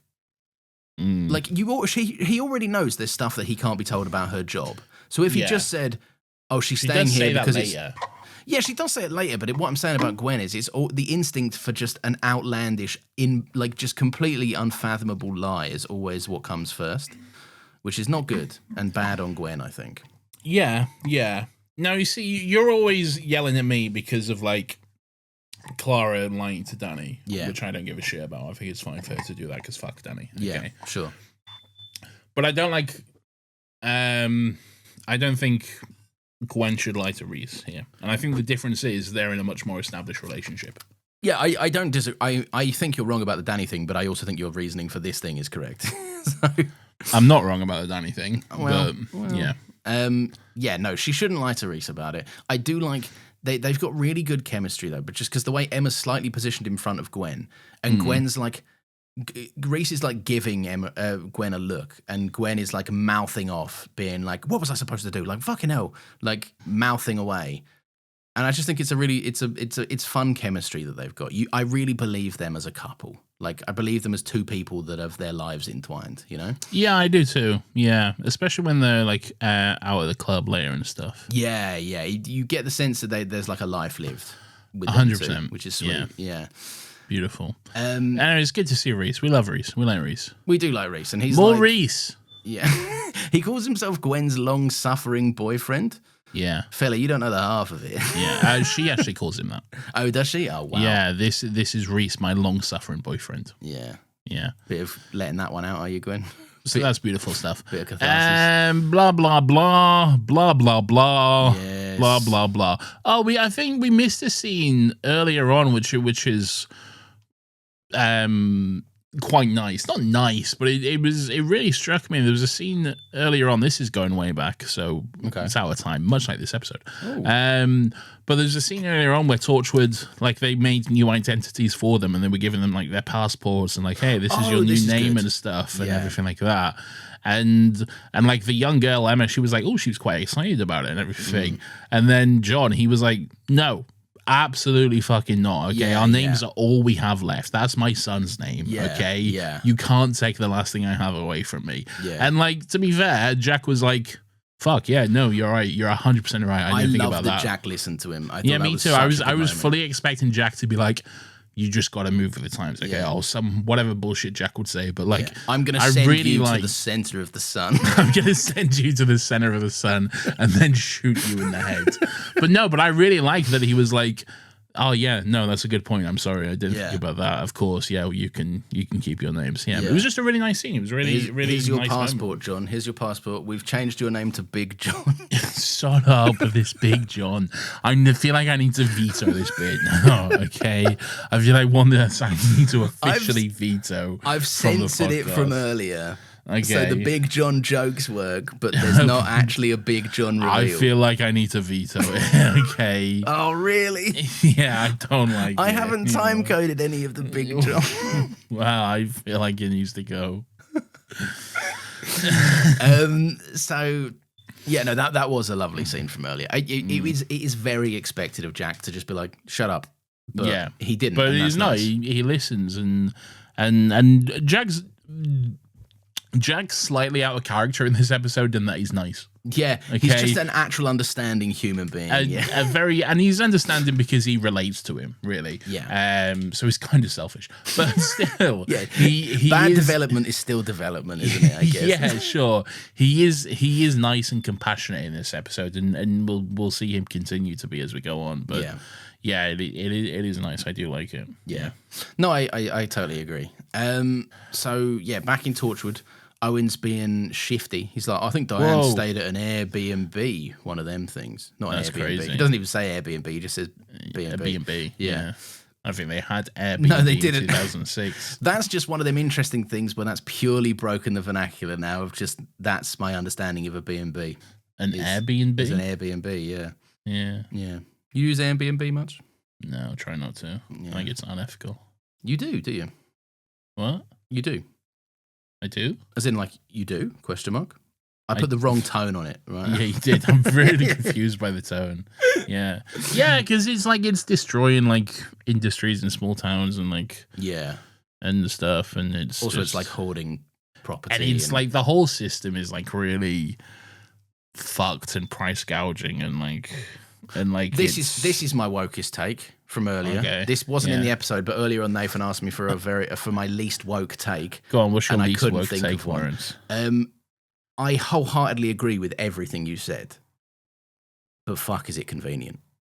You know, Airbnb, but so's a hotel. Yeah, and often cheaper these days.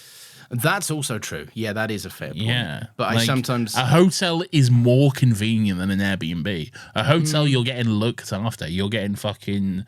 They do your fucking rooms. They do room service. They clean your room and all that shit. Yeah. Airbnb, you got to clean that shit yourself. And then they'll fucking charge you for doing that as well. Yeah, in my defense, my least woke take has come off the back that I've had 3 Airbnb experiences in my entire life, and they've all been really positive. Like, the hosts have been...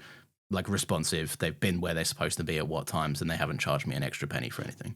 So, yeah. But I'm aware that that's not always the case. Well, my least woke take, Lawrence, is that racism shouldn't exist. Stop this. That's my least woke take. Yours is that B&B is great, Airbnb is great, you love Airbnb. Mine's that racism shouldn't exist. Fair enough. So John goes to see his son. Oh no, Owen's like, I'm going to take Diane out job hunting later. Wink, wink. Yeah. Nudge, nudge. I'm actually going to take her flying or whatever. Probably more sex. Probably more sex with Diane. Sex shenanigans. Sex nanigans. Sex nanigans. Sex with your nanigans. Don't like that. Sex with your nan in the cardigans. Well, she's dead. Let's move on. Oh, the restraint. Anyway, it's so tough. John goes to see his son, right? And his son's got Alzheimer's. F in the chat. This is a heartbreaking scene, Yeah. man. This is fucking brutal. This is rough stuff, yeah. You probably shouldn't be doing this, but like but fuck it, man. I can understand. Yeah. You'd have to do it. You just have to do it. Nice. No, it sounds strange. I keep referring to things as nice and they're not nice, but it's like, whatever, It's you know what I sweet. mean? Like, interesting touch that he doesn't know what Alzheimer's is because he's from the 50s. He's like, oh, what's wrong with him? Alzheimer's. Oh, what's Alzheimer's? And she's like, he doesn't know who he is, basically. He can't remember. His wife passed a while back. She says this isn't one of his better days. So yeah, he doesn't really know who he is. But then a touching moment when like he's speaking to him about a football game they watched, the FA Cup. Yeah. And then he has a moment of remembering, and then the way John, I'm getting choked up just thinking about it. Yeah, the way it's he rough. like just breaks down and is crying, is like, it's me, it's your dad and stuff. Oh, it's so beautiful, man. It's Really is good. And I always admire a scene that's able to sell the fucked dynamic, and that a younger man is crying in an older man saying he's his dad, and I believe it. If they can make me believe that this is his dad because of the acting and the performance that coming across, that's always incredible. That's what I was going to say. I think this works in no uncertain terms because of the performances. Like, this guy, I don't know who he is. He's got a familiar face. He does have a familiar I'm going to face. have to look him up. Yeah, I was going to Google it, but you Google stuff. But yeah, no, it's such an endearing performance, and he really lets you into it. There's also a sad, tragic moment at one point where like he reverts back to little boy mode. And she's like, "Oh yeah, they recall moments from their childhood or whatever." But he says something to the son says something to the effect of, "When's Daddy coming back?" Yeah, and he's like, "I'm gonna kill myself." And he's also like, "I've left a present for you in the drawer. Did you find it?" That kind of thing. Rough. Yeah. He's in Chernobyl, which you might know him from. Oh, I've seen Chernobyl. He's in The Last Jedi. This is where I know him from. Is he Captain Kennedy? Yes, he's Captain Kennedy, yeah. Oh, yeah. fuck, he is, yes. I know him from that. You'll also know him from The Crown. He's in one episode, though, so maybe not. Who's he in The Crown? Edward Millwood. Don't know. Fucking no know. idea. But he does look like a cut from The Crown. Yeah. He could be wearing this exact costume in The Crown. Yeah. He's one of them that's like, the Queen must know. We have to tell the Queen something. Yeah. That's 100% where I know him from. I know him from Star Wars. As soon as you said Star Wars, I was like, fuck yeah, it's Captain Kennedy. Is he the guy that's like, you see him from the shot that's in space looking out at the brig? He's in the Dreadnought, which that's it. Poe blows up at the beginning. Yeah. Very cool. So yeah, then so he basically goes to see his son. It's so sad. The whole scene broke my heart. We just spoke about it. It's rough stuff. Owen takes Diane to a hangar for flying, and he didn't book it because he's a fucking idiot. That is pretty stupid. Classic Owen stuff. Yeah. Also, isn't it like Christmas Day or some shit, man? I suppose it would be, yeah. They landed on like the 18th of December, and then like a while later, Owen says like it's been a week, which like would make it Christmas Day or some shit. I don't know what day it is exactly, but I don't know. Maybe Christmas missed it. happens at some point, I guess. Yeah, Christmas, the quietest Christmas that Cardiff has ever seen, apparently. That's pretty sick. But yeah, Owen didn't book, and he's like, "What if I bribe you?" And he's like, "No."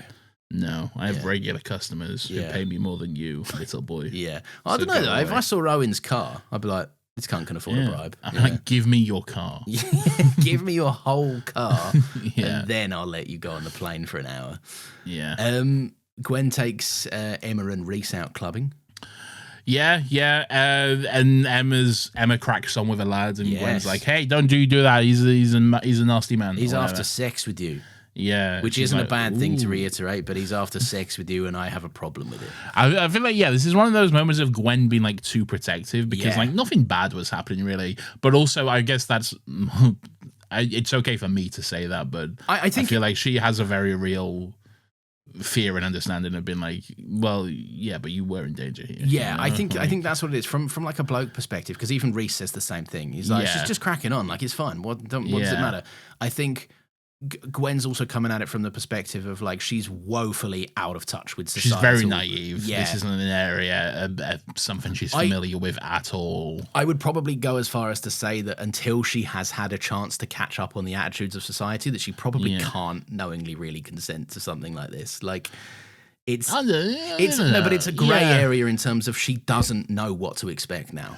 It is a grey area. Did it catch you off guard when Gwen said between two consenting adults? I was like, Torchwood is using bold of Torchwood to use the phrase two consenting adults when they have shown the exact opposite. Yes. When they have glorified the exact opposite in the show, you know? It was, I think the issue is, right, because the scene we're talking about is Gwen takes Emma home, right? Yeah. After she pushes the bloke off, the bloke is like, you win some, you lose some. I did like that Reese straight away was just like, go on, mate, off you pop. Yeah, off you go. There's plenty of other fucking girls in the bar, mate. Yeah.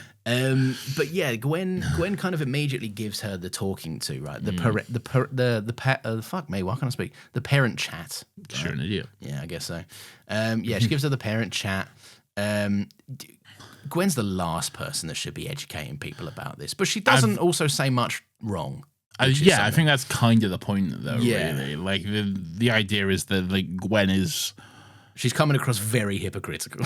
But she's supposed to. Like this is again, she sees herself in Emma. She's not wanting Emma to go down the path she has, make the same mistakes and stuff. It was very funny when they're talking about like sex and how like it's better with like, you know, the one you love and everything like this. How did they do my boy so dirty? So sex with Reese must be great. And she's like, well, sex with Reese is something that happens. But then there was a moment where she says something like, I'll wait for Mr. Right, I think. I'm really not the kind of girl who sleeps around. Which was kind of like a dig at Gwen. And then you see Gwen pull her face. Like, like a backhanded like compliment at Gwen. Kind of, obviously not meant from Emma whatsoever. No. But it definitely can be taken that way, which was kind of funny just because of the face Gwen pulls at that moment as well. It's one of them scenes where like character is hit with character says something that is morally correct. Yeah. And then character B goes inadvertently, that's the opposite of what you do. And character A has to go, oh fuck, I guess it is. Yeah. Yeah. Like it's a humbling moment for Gwen. Reese's naff at sex confirmed is so sad to me. I really am punching for my guy Reese, man. Is it that he's naff at sex? Or is Owen better Or at is sex? Owen just that much of a sexual predator, you know? I really want Owen to... I mean, I've seen Owen's technique, and like you say, not to besmirch a man's technique, right? But I don't think... If this is good... Yeah.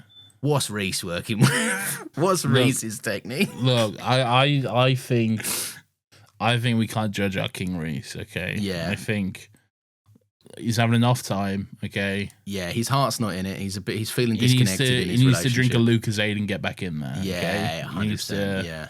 Just get his head in the game, okay? Focus up. Yeah. All right. And Reese goes to the mirror, slaps himself in the face. Exactly. What's wrong with you? Wakes himself up, and then we'll all be seeing stars by the morning. Yeah, you know? 100% agree. Yeah, I think Reese on his best day mogs Owen at 6. Sure. Anyway, the episode kind of ends. What? Well, it does, but like the stuff that happens first, I guess. Many things that happen first. Yeah, I guess we could talk about them. The rest of the whole plot. Yeah, you're not done? wrong. Yeah, I think I'm done. You were fucking going on about this like it was the second coming of Christ. It's good. Do you know we haven't done highlights in a while? I can highlight until we get to the interesting shit. Highlights. The charge against me is in connection with one James Reynolds for purposes of improper speculation. My real crime is an amorous connection with his wife for a considerable time with his knowing consent. Damn. I had frequent meetings with her. You don't need to carry on after own this. house, at his own house, at his own house. Damn. Mrs. Hamilton, with our children, be absent on a visit to her father.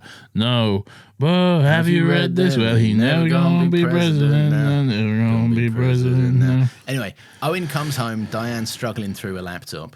And she's fuming. She's like, she can't click a mouse. She can't click a mouse. My nan couldn't click a mouse. Yeah. I once tried to show my nan, who at the time was in her 90s, her early 90s. She passed in her late 90s. My God, that is horrendous. And she was like, she'd never kept up with it. Like, she just didn't understand technology. If you walked into her house, it's like these cunts fucking 1950s shelter. Right? 100%. And I showed her my laptop, and she dragged her whole hand across the entire keyboard. That's crazy. Just going, and I was like, so it's actually just this bit here. It's actually just the trackpad here. And she's like, how do you know the difference between the trackpad and the laptop? I was like, there's a different shading. It's a slightly different lighter or darker shade of grey. It's in this little box. Yeah, there's a box. And there's also 2 buttons. It was back in the days. There used to be 2 buttons at the bottom of it. No buttons now. No buttons. It's buttonless. Just a little surface. Yeah, you know where the buttons are. We don't need to tell you.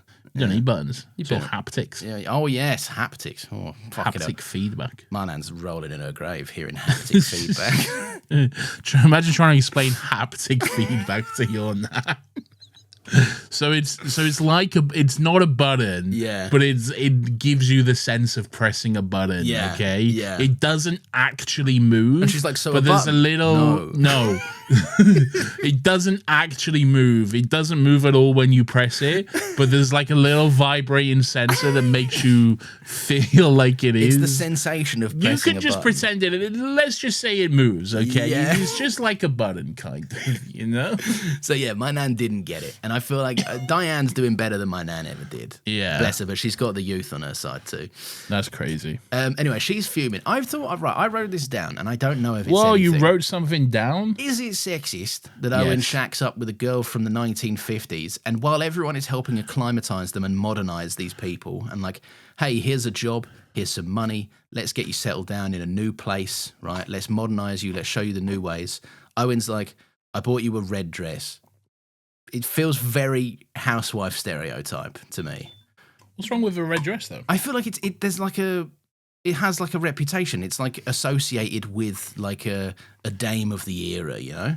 I feel like it would if he was forcing that life on her in any way, but she's been quite vocal about not wanting that life and rejecting against it, and like he's been quite adamant in also trying to help her get the things she does want, i.e. to fly and that kind of stuff. Very fair. So yeah. I think it's more just a romantic gesture. Okay, this was the thing I said. It might have my Owen baggage to it, so okay, I feel like it's Owen baggage. Then, yeah, that's fine. You see a red dress and you're like, sexism. Yeah, the red dress is the prison that women are trapped in. Wow, is this days. Curly's wife? I say to myself. Exactly. Yeah. Candy's wife? No, I think it's Curly's wife, isn't it? I'm gonna Google it. Curly's wife. Yeah, it's Curly's wife. Well done. Curly Whirly's wife. Well done, Curly's wife. Curly Whirly. He's got a glove full of Vaseline. So, yeah, basically, Emma's got herself a new job, right? You say Curly Whirly? Yeah, Curly Whirly. I'll have a Curly Whirly. Curly Whirly's bang, man. Little Curly Whirly? Yeah, although I hate the fact that Curly Whirlies came about because they're actually putting less chocolate. They're making a bar quite long and putting less chocolate in it by making holes in it. That's the thing behind. What do you mean? Like the thing behind Curly Whirlies is they go, isn't it so funny that there's loads of holes? And I'm like, not really. It's less chocolate in my chocolate bar. Well, yeah, but you're not having a chocolate bar that long though. Like if you put it next to like a Whisper. It's got the length, to be fair. Yeah, it's longer than a Whisper, but like the net weight of it, it'll be like it'll both be like 22 grams or whatever. Okay. Yeah. Oh, well, that's all right then. You got to shop by weight, man. Shopping by weight it'll change your life, seriously. I'm always shopping by weight. It is. I know, but as two men, as two larger men, that is objectively one of the funniest things you could say. You got to shop by weight. You're not getting your bang for your fucking buck, mate. You do. You have to shop by weight. Shopping by weight. It's not even about that. It's about saving money. It is about saving money. Yeah, like don't get a pack of bananas. Go and get yourself 4 bananas. You got to look at weigh the 'em. price per kilo. Yeah, okay? you do. Price per gram, man. Yeah, I'm a fruit buyer these days. Yeah. And I'm a fruit buyer, and I'm weighing them out, and I'm getting them bags. Yeah, it's good stuff. Anyway, so yeah, Diane's on the laptop. She's fuming. She's like, I don't know how to fucking fly. I and can't it's even pissing me update my off." Facebook. Yeah, I can't even update my Facebook. I want to change my stats. And Owen's I'm like, trying to "Whoa." poke someone. Hold on. Owen's like, me and all love. Get off the laptop. Come on, now. Sorry, that was crass. Emma's got a new job in London, and Gwen's like, no. She's designing fashion or something. She's like a shop girl, but also a fashion designer or some shit. This felt like the most She got a job fast-tracked 'cause she had a retail coat. job of all time. Yeah. Yeah. She got a job because she had a coat or something. Yeah, look at this. I got a coat. I'm the This CEO is a genuine next coat week. from the 50s because I bought it yesterday in the 50s. Yeah. And they're like, wow, you got the job. Yeah, that's a vintage right there. Fair enough. That's crazy, dude. But Gwen's like, I wrote down Gwen needs mates because Gwen is desperate for her to stay. Gwen Lawrence, is, she's clinging on to her I past, know, I Lawrence. know. She doesn't want Emma to be corrupted by the lure, the appeal, the seductress that is the big city. London. Yeah, and her mum said the same. Emma's ma said the same back in the day. The Exactly. big city, not the windy city, mind you. The big Well, the city. windy city is mighty pretty. You You don't know that song. Don't even try to sing I'm it, doing man. Calamity Jane. You don't know Calamity Jane. I do know Calamity Jane. It's a woman who does something. This isn't very highlights of you, Lawrence. No, this isn't actually. John's Anyway. like, hey, Jack, I'm going to get work and get a driving license, but also I'm going to Yeah. nick Yanto's car keys And kill and myself. kill myself in his car. in Yanto's car. Yeah, fuck And me. Jack's like, that's sick. All right, well, he's not. But he's like, Jack's like, that's awesome, fine. good plan. You can kill yourself in Yanto's car. Yeah. I will then give that car back to Yanto, and he just has to drive that about knowing a man died in there. That's pretty I hope he great. left all the windows open, a couple of the Yeah. doors open for a few days. I feel like the idea is to not leave the windows open in No, that but situation. once this geezer's gone, once he's kicked okay. it. Air it out a little bit. Yeah, air it out a little bit before giving it I to feel like Yanto. you'd have to, given Yeah. the situation. Take you for a deep wash. Yeah. Owen's tuxedoed up, Diane's red dressed up. But we immediately cut away because Owen's looking like a bloody James Bond, like a mate. jazz like a jazz singer, with Yeah. he's got a bow tie but it's not tied up, it's all loose and everything. Oh He's yeah, true, like a Sinatra, like Frank of his Sinatra, day. yeah. Swilling whiskey and bloody under the Can somebody get some girls in here or something? He's in that movie. He's in Dark Knight Rises, yeah. He's in that movie, but that's Ben Mendelsohn's one. I watched that was one of the movies that I was I put my son to bed, I went downstairs, I didn't really want to do anything with my evening because I was tired. I was like, Yeah. I'm not tired enough to start something, but I'm not tired enough to go to bed yet. Yeah. So I put on whatever was on, and like a random 30-minute section of The Dark Knight Rises was on. And Awful. it just happened to have Bern Gorman in that section. And Batman was like, Catwoman, they're going to kill you. And she's like, no, because I'll fight them. Because I'm Anne Hathaway. I'm Anne Hathaway, yeah. and I will kick them with my legs, my long Such legs. a bad movie, man. It's so bad. It's not great, is it? Yeah. No. The Remember one- when Marianne Cotillard died and she was Oh, like, yeah. My father's work is complete. and just does Yeah. that little twitch and then dies. Yeah. That's beautiful. So, yeah, basically, Gwen gets home, and Emma and her have had a girly shopping day. I am Marianne Cotillard. I was in Assassin's Creed. It's a Marion Cotillard. I am in the Michael Fassbender movies. It's a Machiavelli. I was Lady Macbeth, maybe. He assassinated me with a baguette. And he was a pimp. His dad was a pimp or He something. was a pimp. Don't know and why his I've gone dad Russian. was Brendan Gleeson. My dad is fucking Jeremy Strong, who loves incest or something. Could a father not marry his son? Oh, Jeremy Irons. Jeremy Irons, not Jeremy Strong. Yeah, not Jeremy. I was going to say. He's a good Jeremy boy Strong. from Succession, the film, the series, I mean, Sure. and other films. Jeremy Irons, that is Lawrence. Have you seen him? He's Jesse he's Mark Zuckerberg in the new Social Reckoning movie. What is this? Why is there a Social Network 2? Who asked for this? I don't know who asked for it, but I'm as excited as I was as I could ever be, because I like I don't understand. It's it not at David all. Finch. Aaron Sorkin's writing it and directing it, whereas last time he just wrote it and David Fincher directed it. Is the first one that good? It's amazing, dude. Have you not rewatched it in a time? No, I haven't really watched it since I saw it. It's really fucking good. It's a great film. I don't understand the appeal. It's just Facebook the movie. But it's not. No, it's not like these product. I think you're looking at this now with the air of there is a scourge of product movies, like the Matt Damon Shoe movie, right? It's nothing like that. It's like, what if the guy who made Facebook was also the world's biggest fucking loser who needed mates and fucked everyone over and it deserves to be alone? Like, it's really, really good. I already know that, though. Yeah, I know, but you can watch a movie. I don't need to see a movie to know that, though. It's good stuff. It's a really good movie. You'd enjoy it, I think. All right. But I've seen it. Typically, when I say you'd enjoy it, I think it's the moments before disaster meme. So It is, yeah. Yeah. Anyway, Reese is fuming. He's like, Gwen, your mum rang and she's not some distant relative. And I'm correct to be fuming. And Gwen's like, all right, fine. It's for work. I liked this scene. I liked Gwen just like trying here, having that moment of like, it's so hard. Yeah. Trying to do this balancing act and living my life and not being able to tell you this stuff and everything like that. I really liked that. It was like a nice, honest moment from Gwen there. It's very human from Gwen. Yeah, 100%. And you can understand Reese's anger and frustration. And like, he's not a dick. At no point is he like, fucking get her out of my house now or anything. Like, he understands she's an 18-year-old girl. She has nowhere else to go. He's not going to kick her out or anything like that. But he's like, I just can't be here right now. I need to remove myself. This is what I like about Reese. I think it's the mark of a good bloke that will leave himself. Yeah. And not be like, get out of my house or my flat or whatever. Like, you know, like he still loves Gwen. And there's so much shared history there that he's like, but like, he's just like, I can't with you right now. I need to leave. Yeah, that's good stuff. I will say it whenever I don't know whether it's a Torchwood thing, and I know it's a character thing. I know that it's purposeful, but it is hard to connect with Gwen in some of these more human moments, because I can understand why she's feeling frustration, but like, no one asked you to add an affair on top of this. You know what I mean? Like, you've made this way worse.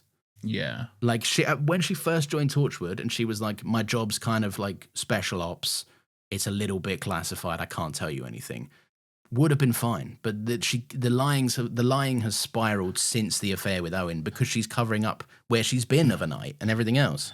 It has, yeah, but this doesn't really have anything to do with the affair right now. Like, there's nothing in this which is relevant to the affair with Owen. I think it's it's part of the lying package. Yes, yeah. But that's almost separate in its way. That's almost an add-on package, if you will. She upgraded to the fuck Owen. To the fuck Owen package. The fuck Owen package. It's a good deal. Hey, he'll make her come or whatever. He'll make her come so hard that she forgets to be Gwen or whatever. Exactly.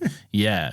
But like the lying, she can't necessarily help the lying thing, because it's like, it's aliens. I think she overcomplicates it, is her trouble. I think if she had 100%. said it's a work thing, and my line in the sand is that, as you know, I can't talk about work, but she's in danger. We're not in danger, but she needs somewhere safe to be. Yeah. Like, that's all you've got to say. And if Reese is in this relationship... also 100%, I agree. But I feel like it's also very easy for us to say that with hindsight, though, as well. Yeah, we're sat there going, Gwen makes all the wrong choices. We'd make simply the right ones. One of my biggest pet peeves is people trying to like be like, oh, why didn't they just do this? Because you don't think that way in the situation. Yeah, it's when true. you're in a situation and you have like adrenaline pumping and you're feeling this way and that way and whatever has happened, you can't just be expected to act completely rationally and logically, because that's just not how people work whatsoever. So here's a fun thing, right? And this is exactly what you're talking about. The other day, I folded up a blanket because my dog had been laying on it for a couple of days. I was like, that needs to go in the wash, right? Because that's hairy as fuck. Smelly. I inadvertently chucked my... yeah, me too as well. Yeah, I've been farting on it too. I've been going over there too far on it. Yeah, me too. But I've been going to your house, farting on that blanket, and then leaving. How did I not notice? Because I didn't say anything. Oh, I'm too absorbed in my telly shows. Yeah, I sneak in the middle of the night just to fart on the blanket and then leave. Rosie's still there. Sometimes I fart on her too. She doesn't like that. She doesn't know. She's very upset every time. That's why she's been so distressed lately. Yeah, that's my bud. So I inadvertently, accidentally folded up the TV remote in the blanket. Oh, rookie move, man. Rookie move, right? Anyway, I'm sat there. Luckily, as you know, I have pretty much the same TV upstairs. Yeah. So I went, I can't find the fucking remote. And my son has a history of just taking You just use stuff. your phone. Huh? You can download an app. Yeah, but I was like, it is in the moment. I'm like, Okay. where's the fucking TV remote, basically? Yeah. Anyway, so I go, sod this. I'm going upstairs. I'm just going to grab the old remote, sort it out, right? Sure. And it just works as new with the new TV. Flashback to the other day when I didn't realize that I had I'd found the remote in the washing machine. Yeah. And it had obviously come apart. Yeah. I didn't realize that there were a couple of batteries still jingling about in there because I just took it out, threw the next load on. My wife goes, why are there 2 AAA batteries in the washing machine? I know full well why they're there, but I didn't want to get in trouble. So without skipping a beat, I went, I don't know, that's crazy. And she went, I think you do know. I think because you told me that you threw it in the washing machine by mistake. And I went, oh yeah, just hold my hands up. I just outright lied to you for no reason. Like, it made no sense. I was never going to get away with it. The battery fairy didn't come in and invade the washing machine. That is very fun. There's something very funny about you not wanting to get in trouble with your wife. Well, I didn't. The most frustrating thing is I did the good thing. I was like, I'll wash that blanket. You know, I did a chore, but I inadvertently fucked up the whole TV remote situation. Do you think, here's something then, do you think you deserve a reward for doing a basic chore? No, I actually do more chores in the house, if I'm honest. Wow, you're saying she doesn't pull her weight? No, I'm just saying that she's better with a lot of the kid stuff and the admin stuff. The woman who birthed your child and works full time so you can sit at home and play your little video games. Yeah, that's what I do. I'm a stay-at-home husband. Stay-at-home It's husband, very 1950s of me. I'm looking after the kids, he says. He's a While liar. playing Call of Duty. Right, what's happening there? This is not very highlights, is it? No, it's not. All right, so then we get to the end of the episode. No. Owen goes on a car park date, which I think Owen is goes on a shit. car park date. It's a beautiful day. Then they go home and have sex, and he's like, "Hey, I fucking love you, cunt." If you sorry, just quickly, if you went on a car park, Lawrence, date, why don't we talk about this later? No. So fair they go home, and then they have sex. That's why they have that beautiful sex scene. Oh, it's and so then Owen's sexy. like, hey, I fucking love you, cunt. Yeah. I think I'm in love with you. And this is crazy because it's been like a week or whatever. Yeah. And I'm going insane because like this isn't what I normally do and everything. Like we're not fuck buddies. We're like, I'm in love with you and everything. And she's like, Red 2207. No. She's like, that's cool, dude. That's so awesome. Anyway, let's dude. get some sleep. Yeah, let's get some shut eye, shall we? When you fall asleep, I'm going to say something vague to you. I and will then I'll leave a note in the morning. Yeah, and disappear to my Oof. airplane. Don't like the taste of your own medicine, Owen, I bet. Yeah. At least you'd have to know. I feel like Owen wouldn't. And he doesn't. He's tracking it down. He's showing up. We'll like this is all over the place between the threes, but we'll do one by one. Let's do okay? Owen's thing and then Yeah. So then Owen, he shows up at the airport. He's like, "Hey, you can't bloody leave. I love you." And she's like, "Watch "Look, this." Well, I love the sky. Yeah. I'm Amelia Earhart or whatever. I love the sky so much, and I'm gonna go back to the time I was at. And Owen's like, "You scientifically can't." Yeah. And she's like, "Then I'll go somewhere else." And Owen's like, "Why not just stay here then?" And she's like, "Owen, I can't hear you. The engine's on." To be fair, she did say to him, "I love you too." Okay? She did. Yeah, that was nice. She did reciprocate, and I think that she did. You know, I think there was a part of her which did. I just think she this just isn't her. You know, I think she's a wild one, that Diane. She is. She can't be tamed. She's like Miley Cyrus. I think she even said it herself. You know, she makes references throughout this episode how like she never wanted to be the wife, the housewife, and to settle down and that kind of stuff. She loves him, flying. but not enough to betray her morals. She's married to the sky, Lawrence. Yeah, okay, yeah. she loves flying. She loves hurling her wings. Brandy. Sure. That's a ship, isn't that a ship? It is a ship, but the song is very relevant. Okay, sure, yeah. And I know about that because Ego, the planet, explains you know it. Because Guardians of the Galaxy, yeah. Anyway, then they fly away, and she flies away, and he's like, "I love you," and she's like, "I love you too." And then bye. And off she goes. And I like that, like. We don't know what happens. No, it's ambiguous. She's like, hey, conditions are the same as what happened. Maybe I'll fucking fly back from a rift into the 50s. And she's like, and then he's like, oh, maybe you'll die. And she's like, well, maybe, but I gotta try, you know? Yeah. And we don't know. She flies off and he's like, yeah, see you later. I love, and I think the restraint that Torchwood had here was brilliant because it would have been so easy for there to have been a scene of Tosh being like, and she never made it home. According to my records, and Owen's like, bloody hell. We got word of a aircraft that burnt up in the sky, and it washed up on shore somewhere. You know, and a parachute popped out and it said Diane's dead or something. Yeah, that's pretty sick. And then Owen just looks sad in the Torchwood hub or whatever. Owen forlornly goes back to his sad, unfurnished apartment.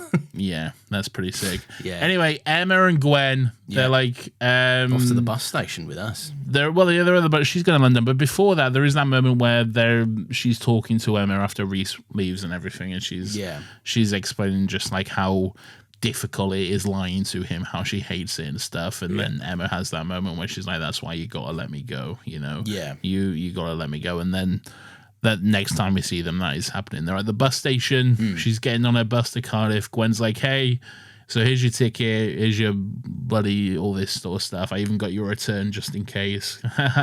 Come back. Yeah. Please. Please. But then she goes on a bus and she goes to London. So that's pretty cool. I love that she's just on her way to do her life. She's living her life, man. She's experiencing it. She's getting out there. She's going to make coats or whatever. She knows all about sex and when not to have it as well, which is good. Sure, maybe not. But hey.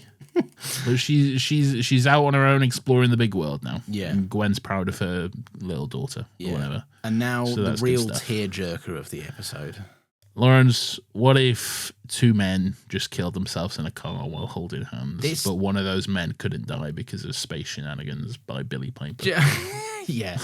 But sometimes he can die and then he wakes up. But sometimes he's also impervious to the death itself. It makes no sense. But like... No, it's fine with it. I'm fine. No, like Jack does die the same way that normal humans die, but there are times when like Jack is in a scenario where like he'll have to survive. I know what you're saying. I know what you're saying. I feel like, but it's whatever for the vibes, for the look, for the aesthetic. You know, I feel like it's better with him just. You need the man over the corpse. There. Like I should be dead too. It's like it's like if you. I don't think Jack should necessarily like. I don't know if this ever happens or anything, but like, if Jack is underwater, I don't think he should drown. I think he should just be underwater, you know? Chat don't. I know. Okay. I know there's another thing like that. Okay, cool. That's fine then, as long as you know. Still don't know, because there's context and stuff that you might have forgotten. Okay. Yeah, I know what you mean. Yeah, I think it's... ultimately, it doesn't matter, does it? Really, the result is the same. He doesn't die. This got me so hard, and mostly it's because of the male friendship of it all. Like just two emotional blokes, and Jack having his weird brain transplant where he actually listens and understands people. This episode, and I just thought it was so sweet, and he catches him trying to kill himself, pulls him out. And is like, live, dude. Just fucking live. And he has such a beautiful exchange where he's like, mate, I don't want new friends. I don't want a new family. I did all of that when I was meant to. And now it's all gone. And Jack's like, hey, come on. We'll go get breakfast. We'll clear your head, we'll think about it. He's like, yeah, we'll go get breakfast. We'll go for a nice walk. And then the second your back is turned, I'll be back here trying to kill myself all over again. And I'll do it fucking right this time. Yeah. Like, Jesus Christ. And you're absolutely right. There is something about the affection that they have for each other and the beauty of them holding hands, him comforting him as he dies. It is because he's scared, and he admits that he's scared. He is 100% scared, but also just the image of two men holding hands. I think there's something very beautiful about the image of two men in that situation holding hands, but not only two men out of time, one of them from a very repressed era where men weren't expected to show this sort of emotional vulnerability. Men weren't expected, especially not with another man. Holding a man's hand, are you fucking kidding me? That'll get you fucking beaten up, okay? Yeah. But showing this vulnerability, showing that compassion, holding a man's hand as he comforts you in death, there's something so incredibly beautiful about that moment. 100%. It's very emotional. It's very upsetting, but also just such a beautiful image. I think it's so lovely to see, and it's one of them. It's really interesting for me. I think mostly because the whole episode arc has been about Jack kind of trying to get this guy to embrace the one thing that he can never do, which is just like live a normal life, and then at the end he has to ask him to embrace the one thing that Jack also can never do, which is die. Basically, and he refuses. Like, I can't remember the exact line, but there's something about like, don't condemn me to this life. Yeah, and the very fact is that Jack, that's Jack. You just hold a mirror up, and they're the same fucking person. Like, he doesn't want him to condemn him to life the same way that Jack is. Jack is forced to live through this, and this guy doesn't have to. This guy has a choice, and Jack choosing to let him die with some dignity, comforting him through it. I just think that's so lovely. That's beautiful, man. Yeah. Got me crying. If I'm real, if I can be honest, if I can be a man that has feelings too. I'm a real man. I got feelings. Yeah. I've got so many feelings. How many? 2. Nice. All right. Bored. Beautiful. Play that button, Lawrence. Play that funky button, Lawrence. Weirdo of the week.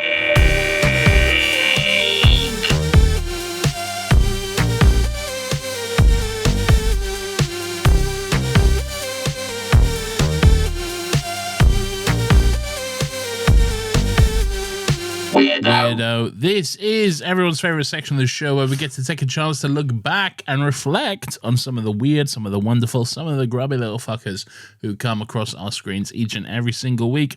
Lawrence, who's your weirdo that you're choosing to celebrate and love and adore this week? I stopped doing that. It's Diane this week. Wow. And my reason for it is that she does have a plan to get home. Okay. As foolhardy as it might be, she plans to attempt to get home, and she reckons there's a chance that she might have a shot.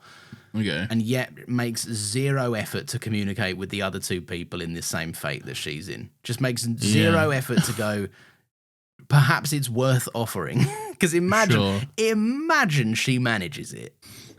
Yeah. And they're both like, is a bit of kick in the bollocks to the other two, especially John, really. Yeah. Emma, she could probably take or leave it, really. Emma's fine either way, but I think John would see that. Like, John would go into the Torchwood hub for his 25 quid a week or whatever. Yeah. And they'd be like, oh, fucking Diane made it home. And he's like, okay, now I'm killing. Now what? I really am killing myself. I'm killing myself and all of you. Yeah. Oh. Yeah. What the fuck do you mean she made it back? It's bang out of order, I think, on Diane's part, but fine. Yeah. Actually, what's Diane's address? I'm going to go find her as an old woman and kill that bitch. Okay? She opens the door, Diane opens the door, hello, and he's got a fucking phone button. He just... Crazy. Yeah, that's good stuff. Who's your weirdo? Look, my weirdo, I'll be completely honest, it's a complete nitpick this week. This episode is not one which necessarily lends itself to a weirdo per se. It's quite a kind of contained story. There's no real villain or anything like that. So and there's no sort of obvious candidate for weirdo. So it is a bit of a nitpick. I am aware of that. But I've basically got Owen for having a big romantic date in a fucking car park. Yeah. I don't think that's nitpicky. I think that's fair. I think it's going to smell of piss. Nitpicky. It's what they do with it, really. But, like... They make it nice. Yeah. But it would smell of piss. It is a car park. Yeah, it's a car park. You have turned up to a car park in the city. Yeah. You know? It's not like a sexy drive-in car park where the lights are low and it's meant for a bit of debauchery, you know? Like, it's just a car park. It's just a regular fucking story car park. It will definitely smell of weed. There might be an attendant that comes over and is like, you can't fucking dance. You can't park like that. What are you doing? Park in a space. Do you have a ticket? Yeah. What's this food you've got on the car? Like, you can't just eat here. It's not a picnic spot. So there we go. So that's mine. That's good, weirdos. Nathan, did you know that the audience can have their say in what we talk about every single week? I did, and I vehemently object to this. Oh. I'm opposed to it in each and every single way, but I guess I'll allow it. Oh, okay. Well, if you'll allow it, are you sure? We don't have to allow it. It's up to you. Wow. Awesome. Lovely, Nathan. People can write in. They can email to us. They can join our Discord server and send a message in our thoughts channel. They can even go on the Instagram and send us a little quick thought there if they would. They can if I remember to post it. So there's no Instagrams this week then? No Instagrams this week. An episode that's been 2 weeks coming, and that entire time I didn't post it once. And to be fair, 9 times out of 10, the thoughts are so short on Instagram that they're mostly like the episode. No. Don't be disparaging my Instagram thoughts. I like the Instagram thoughts. I like all of them. It's my fault. It's my fault. I didn't post there. Okay. Instagram thoughts available next week. The post will be up there now. Go to Instagram.com/whatever our profile is. Yeah. Type in that Instagram.com/whatever our profile is. We'll change the handle for this week and this week alone. We'll change it. We'll get that. PS, get that handle now. Quick. PS, get that handle. Secure that handle quick. Jarvis, get that handle. What's happening? Do I talk first? Are you talking? Yeah. Do you want to read an email out that we received? I'd love to read an email, Lawrence. This is a beautiful email from beautiful Chris, who says, "At a time, I hardly know her." I added that bit. I didn't pick that up. Good day to you, Lawrence. Shut the fuck up. I'm trying to read an email from Chris. Sorry. Good day to you two handsome gentlemen. Oh. I really liked this episode of Torchwood and thought that it was very emotionally mature and tackles a darker side of a story that could easily happen in Doctor Who. Assigning each of the 3 side characters their own mentor, giving them the episode time to flesh out these and their unique reactions to being transported 50 years through time. John, after meeting his son and finding out there's nobody in his family left and deciding that there's no future for him, instead of being forced to go he can be emotionally vulnerable with Jack, and in turn Jack allows John to choose his own way out after seeing how much of John is hurting is a really nice part of the episode. The long-anticipated return of Reese was met with applause from myself, and we were treated to 3 whole scenes with him. Reese aside, I like the way that Emma chose to embrace the fact that she is stuck in the future and creates a whole new life for herself. I also like that Reese confronts Gwen about what has been going on. I presume Nathan hates this scene because why would dangerous things that could lead you to death on this planet or another be something that the person you love should know? I take umbrage with that. He said it. He did say in the episode. I said, look, fuck Danny, all right? I think, and Clara doesn't love Danny. I think that, no matter what she says, okay? Yeah. I think Diane has the least to do in the story. Her relationship with Owen, while baffling, brackets, like seriously, does he have the sex aftershave? He drops terrible game and still pulls. Is nice and shows a more vulnerable side to Owen. I do find it funny that after spending a week with him, Diane decided she would prefer to end up in a different time trying to get home rather than live with Owen. Anyway, keep on flying through rifts in time, Chris. Thank you, Chris. Thank you, Chris. I will do, but also I take umbrage with that. Yeah, that's very funny. Thank you for reading Nathan to filth, Chris. I don't like it. I appreciate it. On the Discord, Nathan Moriak says, this is a great examination of how Torchwood... I hardly know her. This is a great examination of how Torchwood's different ethos can act as a refreshing mirror to the parent show. A Who episode that had a similar story would likely be focused more on the light-hearted side of someone being stuck in their future. In Torchwood, however, the more adult tone lets them explore how realistically it would likely be difficult for someone with experience in a vastly different world to cope in the modern day. It's by no means a perfect episode, but there's properly interesting, emotionally mature storytelling here. I think it's not nothing. I don't think it's very hard to be perfect, but I don't think it puts many feet wrong, you know. I tuned out halfway through that, right, and then I tried to get back in. Yeah, but I couldn't. Okay, So I'm sorry. that's fine. I'm sure it was I'm great. not going to repeat it. That's fine. I'm sure it was great. Thank you, Moriax. Was it Moriax? It was Moriax. Thank you, Moriax. Yeah, I agree, Moriax. Although I I will also say agree. that I will say that in Doctor Who there have been kind of elements where they take a person out of time seriously. Like Amy Roy's whole departure is based on that. And that's pretty interesting. I will say Amy and Roy don't go and kill themselves in a car, so that's something. But yeah, They don't. They do jump off a building, that's pretty and crazy. then get touched by an angel, not in like a Nancy way or whatever. Get off me, Angel. Get off me! Don't touch me there, Angel. Yeah. This is an email from Alex who says, "Hi lads, Hi Alex. thoughts on the episode? What a lovely compilation of sexism, sluttiness, and a sprinkle of heartbreaking feelings. I guess it's the same as every upper episode. Wouldn't it be great if I could talk? I think so. I guess it's the same as every other episode. Yanto, which is spelled deliciously, I will say, Yanto, which I enjoy. Taking them shopping around Asda was fun. I do feel more and more sorry for Reese as we get further into the season. Poor guy has been shafted all season and now he's been caught with Morning Glory. Although it was nice for Gwen and Reese to actually share a scene together for once, true. Gwen having the birds and the bees talk was brilliantly funny. Overall, I think it's a brilliant episode. Weirdo of the week for me is the girl from the hostel putting milk in your tea first, you absolute maniac. Oh yeah, that's criminal wrong behavior. stuff. Yeah. All the best, boys. Keep up the brilliant pod. Alex. Thank you, Alex. Thank you, Alex. That's very, very nice. Nathan, I'm going to read 2 back to back, if you would. 2 back to back. Because one's very short.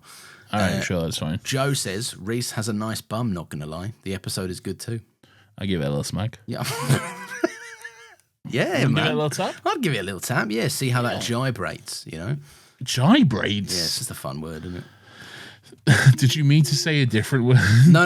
It's just it's a thing. I've heard a rapper say gybrates. Yeah. Oh, I've never heard of this. Yeah. I'm really hoping it's not like some word that I'm not supposed to say.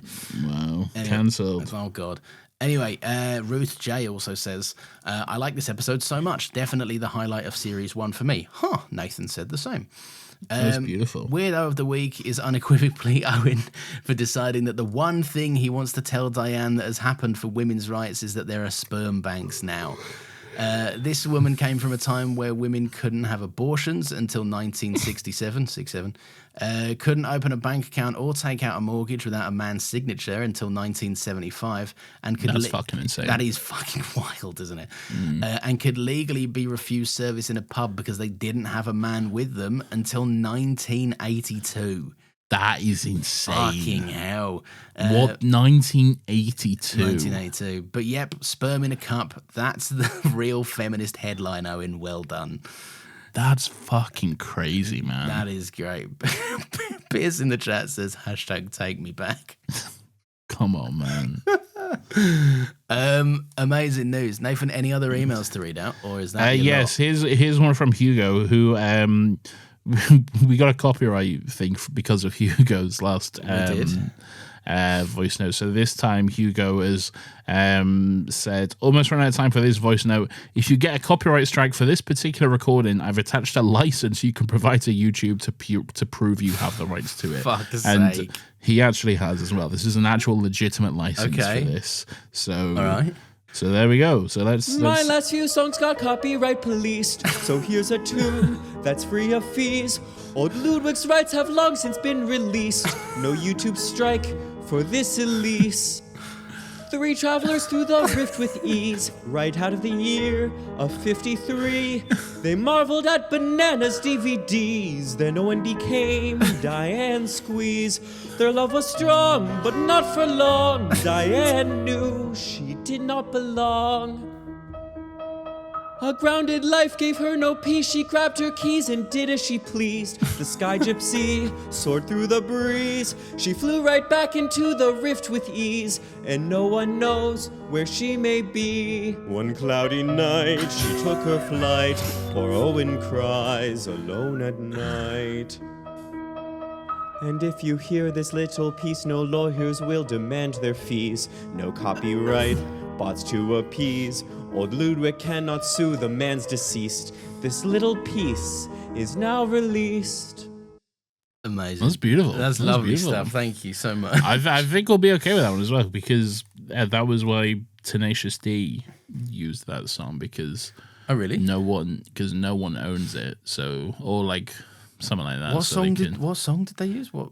in the Tenacious D, the Pick of Destiny movie, they do it like. I haven't seen that movie. If in you fucking think it's ages. time to fucking rock, you fucking roll out of control, yeah. then you got to rock the block. You fucking suck my fucking cock. That makes 'Cause sense. when you roll, let's go, let's go, let's go. Because if you think it's time to fucking rock, he is going to kick your fucking ass. Nice. And you know his name is Kyle Gask. Rocking, I'm fucking rolling, I'm fucking rocking, I'm fucking rolling, I'm fucking. I'm sorry I asked. Nathan.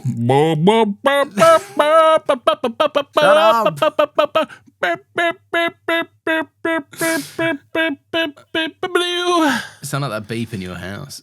I do. Yeah, just going beep, beep, beep. Anyway, did everyone enjoy this? I bet they did. I had a good time. If you did, you can give us a 5-star review, which is fucking Whoa. wicked cool. You can also follow the show on the socials. We're still got legs. Whoa. Pod across Instagram, TikTok, Threads, and other places maybe. Whoa. We also have a Discord server you can join. You can make some buddies in there. It's not just about Doctor Who. There's movie nights, there's games, there's other things going on, which is nice. We watched Big Brother, but that's just me. That's and my a friends. private thing that Nathan is doing. Yeah. Where they're all Big watching Brother. Big Brother. But there is stuff going on in there all the time that you can go and have fun doing. We also, get this, have a Patreon. If you're like, I want to hear 2 more of these fucking idiots, talking. I want to hear more of that. We post 3 bonus things a month. Whoa, what might they be? What do we Nathan? post? Well, I'll tell you. You get a I'll commentary. tell you, Lawrence. Okay. Actually, I'll tell you. I think you'll find it because Okay. we're the podcast boys. We're We the 2 are. podcast boys, and True. what we do podcast commentaries. So true. Not podcast commentaries, Doctor Who commentaries, Yeah. where we talk over an episode of Doctor Who. Yeah. And then But the you volume can- for the Doctor Who episode is always louder than us, so we actually have to really try and shout. we're to be just like heard. proper shouting Yeah. over it. It's really unlistenable. This to be bit honest. is really funny. Yeah. But then also we don't talk about the episode as well. Yeah, so that's we pretty don't good do that. stuff. Yeah. Then we do an episode where we're like, hey, some Doctor Who shit. We'll talk about Doctor Who. We'll do We'll play a fun game, maybe. we'll play do a fun quiz. game. Hey, you want to make us a quiz? Make us a quiz. We'll do a Doctor We'll Who do quiz. a Doctor Who quiz. I'd love to do it. We haven't done a Doctor Who quiz in a while. We had fun last time we did one. We did actually. I lost. Yeah, if badly. anyone wants to make us a Doctor Who quiz, we'll do that. That'll be fun. Or maybe we'll just watch Curious George again. We might just watch Curious George. There's one time we watched Curious George. Yeah, Lawrence doesn't want to do it again. I think it could be fun. No, I think it could be fun. I just don't want to do it so soon, I think it was like over a year ago. Was time we it? did Yeah. God, that time's, I think so, yeah. that time's gone, isn't it? Fuck it out. That's a chasm of time. Maybe not. Maybe no. Maybe it was towards the end of the year, actually. Watch this be like maximum 6 months ago that this no, I happened. think it was definitely last year, I think. Okay. Yeah. There's something else that as well that they get, Nathan. Do you remember what it is? Yeah, it's an episode of Still Got Rex as well, Whoa, what's that? which is where we talk about shit. Yeah, we talk. Well, sometimes. 'cause Sometimes. Sometimes you'll just like be like, hey, I'll actually talk about this on my own stupid podcast Right. and not invite Nathan to talk about ridiculous. it Because because I don't like or respect him as a all person. week with this shit. So I'm just gonna talk about this on my own. This is So, a bad Patreon fuck plug. Nathan. I don't like Nathan. Yeah, it's true. And I'm gonna kill him. It's true. Well, Nathan, the Yeah. folks that do sign up for our Patreon, right, we call them Whoa. our companions, and it's time to find out who we're going to pick up in our dusty, crusty, fucky TARDIS this week. More like our companions. I don't feel good about No. that. This week, Lawrence, we are picking up the beautiful, the lovely Freddie Honeywell. I don't know where this cunt comes from. Mm-hmm. I don't know anything about them. All I know is that their name is Freddie. Yep. And honey, they will. Okay. Oh, Will what you ask? shrink the kids. Legally, I cannot answer that. Okay. Shrink the kids? No, you doing a stupid reference there. I don't like it. Okay. Anyway, honey, they will. Yeah. I hardly know her. The TARDIS landed, and then I saw Freddie, and I was like, honey, I won't Yeah. steal you and tell you to get in the fucking TARDIS with this knife that Yeah. I have here. Yeah. And Freddie was like, that's sick.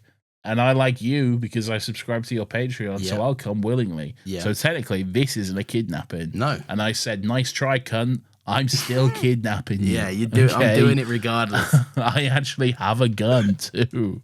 All right? Yeah. So get in the TARDIS. Yeah. And then we went on a beautiful adventure somewhere. Do you want me to tell you where we went? I'd love to know, Lawrence. Where did we go? Because with in this Freddie scenario, Hunnable? you don't remember. I don't remember. No, I have amnesia. Well, I have short-term. It amnesia. was a memorable trip, Nathan. We went Yeah. to the year 5... for me. Clearly not. We went to the year 535 AD. Whoa, ad. Which is... No. Whoa. Whoa. Which is actually widely agreed upon by historians to be the worst year ever. Why is that now? And I'll tell you why, Nathan. Widespread volcanic eruptions, relentless prolonged darkness, which was the reason we went, because you love that kind of thing, I do love that. That's pretty sick. and widespread famine, which is something we, both of us, don't like. Yeah. Yeah, I personally don't like that. Yeah. Yeah. So we went there. We had a good time. We Did we didn't bring a nice packed lunch? Well, because of the famine. We did, yeah, but then everyone killed us for it. Oh yeah, Yeah. That'll be a bit of a downer. But luckily- they can't see us No, why can't they see us? because it's Because dark. it's prolonged darkness. Yeah. Yeah. Well, they were poking around. They were like, someone's got to be here with some food at some point. Whoa. Yeah, and Freddy was. So they took Freddy, but we managed to get Freddy back, and we used the resurrection glove, and now Freddy's alive again. The risen mitten. The risen mitten. Yeah. Yeah. Yeah. Beautiful. So thank you, Freddy. All right. Was that good? Yeah, I don't know. who knows? Anyway. I did research on when the worst year ever was. Well, that's good. That's Yeah. good. That's good stuff. Well done on your research. Thanks, man. Appreciate it. I didn't do anything. Anyway, thank you, Freddie. If you want to hear that shit for whatever reason about you, Yeah. then it's Patreon, £5 a month, Whoa. and you get all the other stuff as well. I agree. And a mug after 3 months. You do, yeah. Those are Yeah. factual things. And that is it Yeah. from us, Nathan, this week. Do you have any fun Whoa. passing words for the listeners before we go? Yeah, okay, I do. I feel like I need to clarify this, Yeah. and I was gonna change this, but I thought, fuck it, I can't be asked. Why not? Why not peek behind the curtain to my mental state? Sure. I really need to clarify. Okay, I wrote this yesterday when I was feeling down. Okay, I'm fine. Okay. Okay. Before I read this, I need everyone to know and understand I'm fine. I'm okay. I'm not in any danger to myself. Okay. Okay. But these are my genuine parting words that I wrote down yesterday, again, when I was in a bit of a bad mood and wasn't necessarily feeling up to do the podcast. The day we okay? were originally scheduled The to day record. we were originally supposed to schedule it before I delayed it, okay? Whatever this is Nathan's where I'm- parting thoughts for you. This is my parting words, okay? And again, I'm fine, okay? Sometimes I don't want to be alive for a little while. Bye. Love you. Oh my god.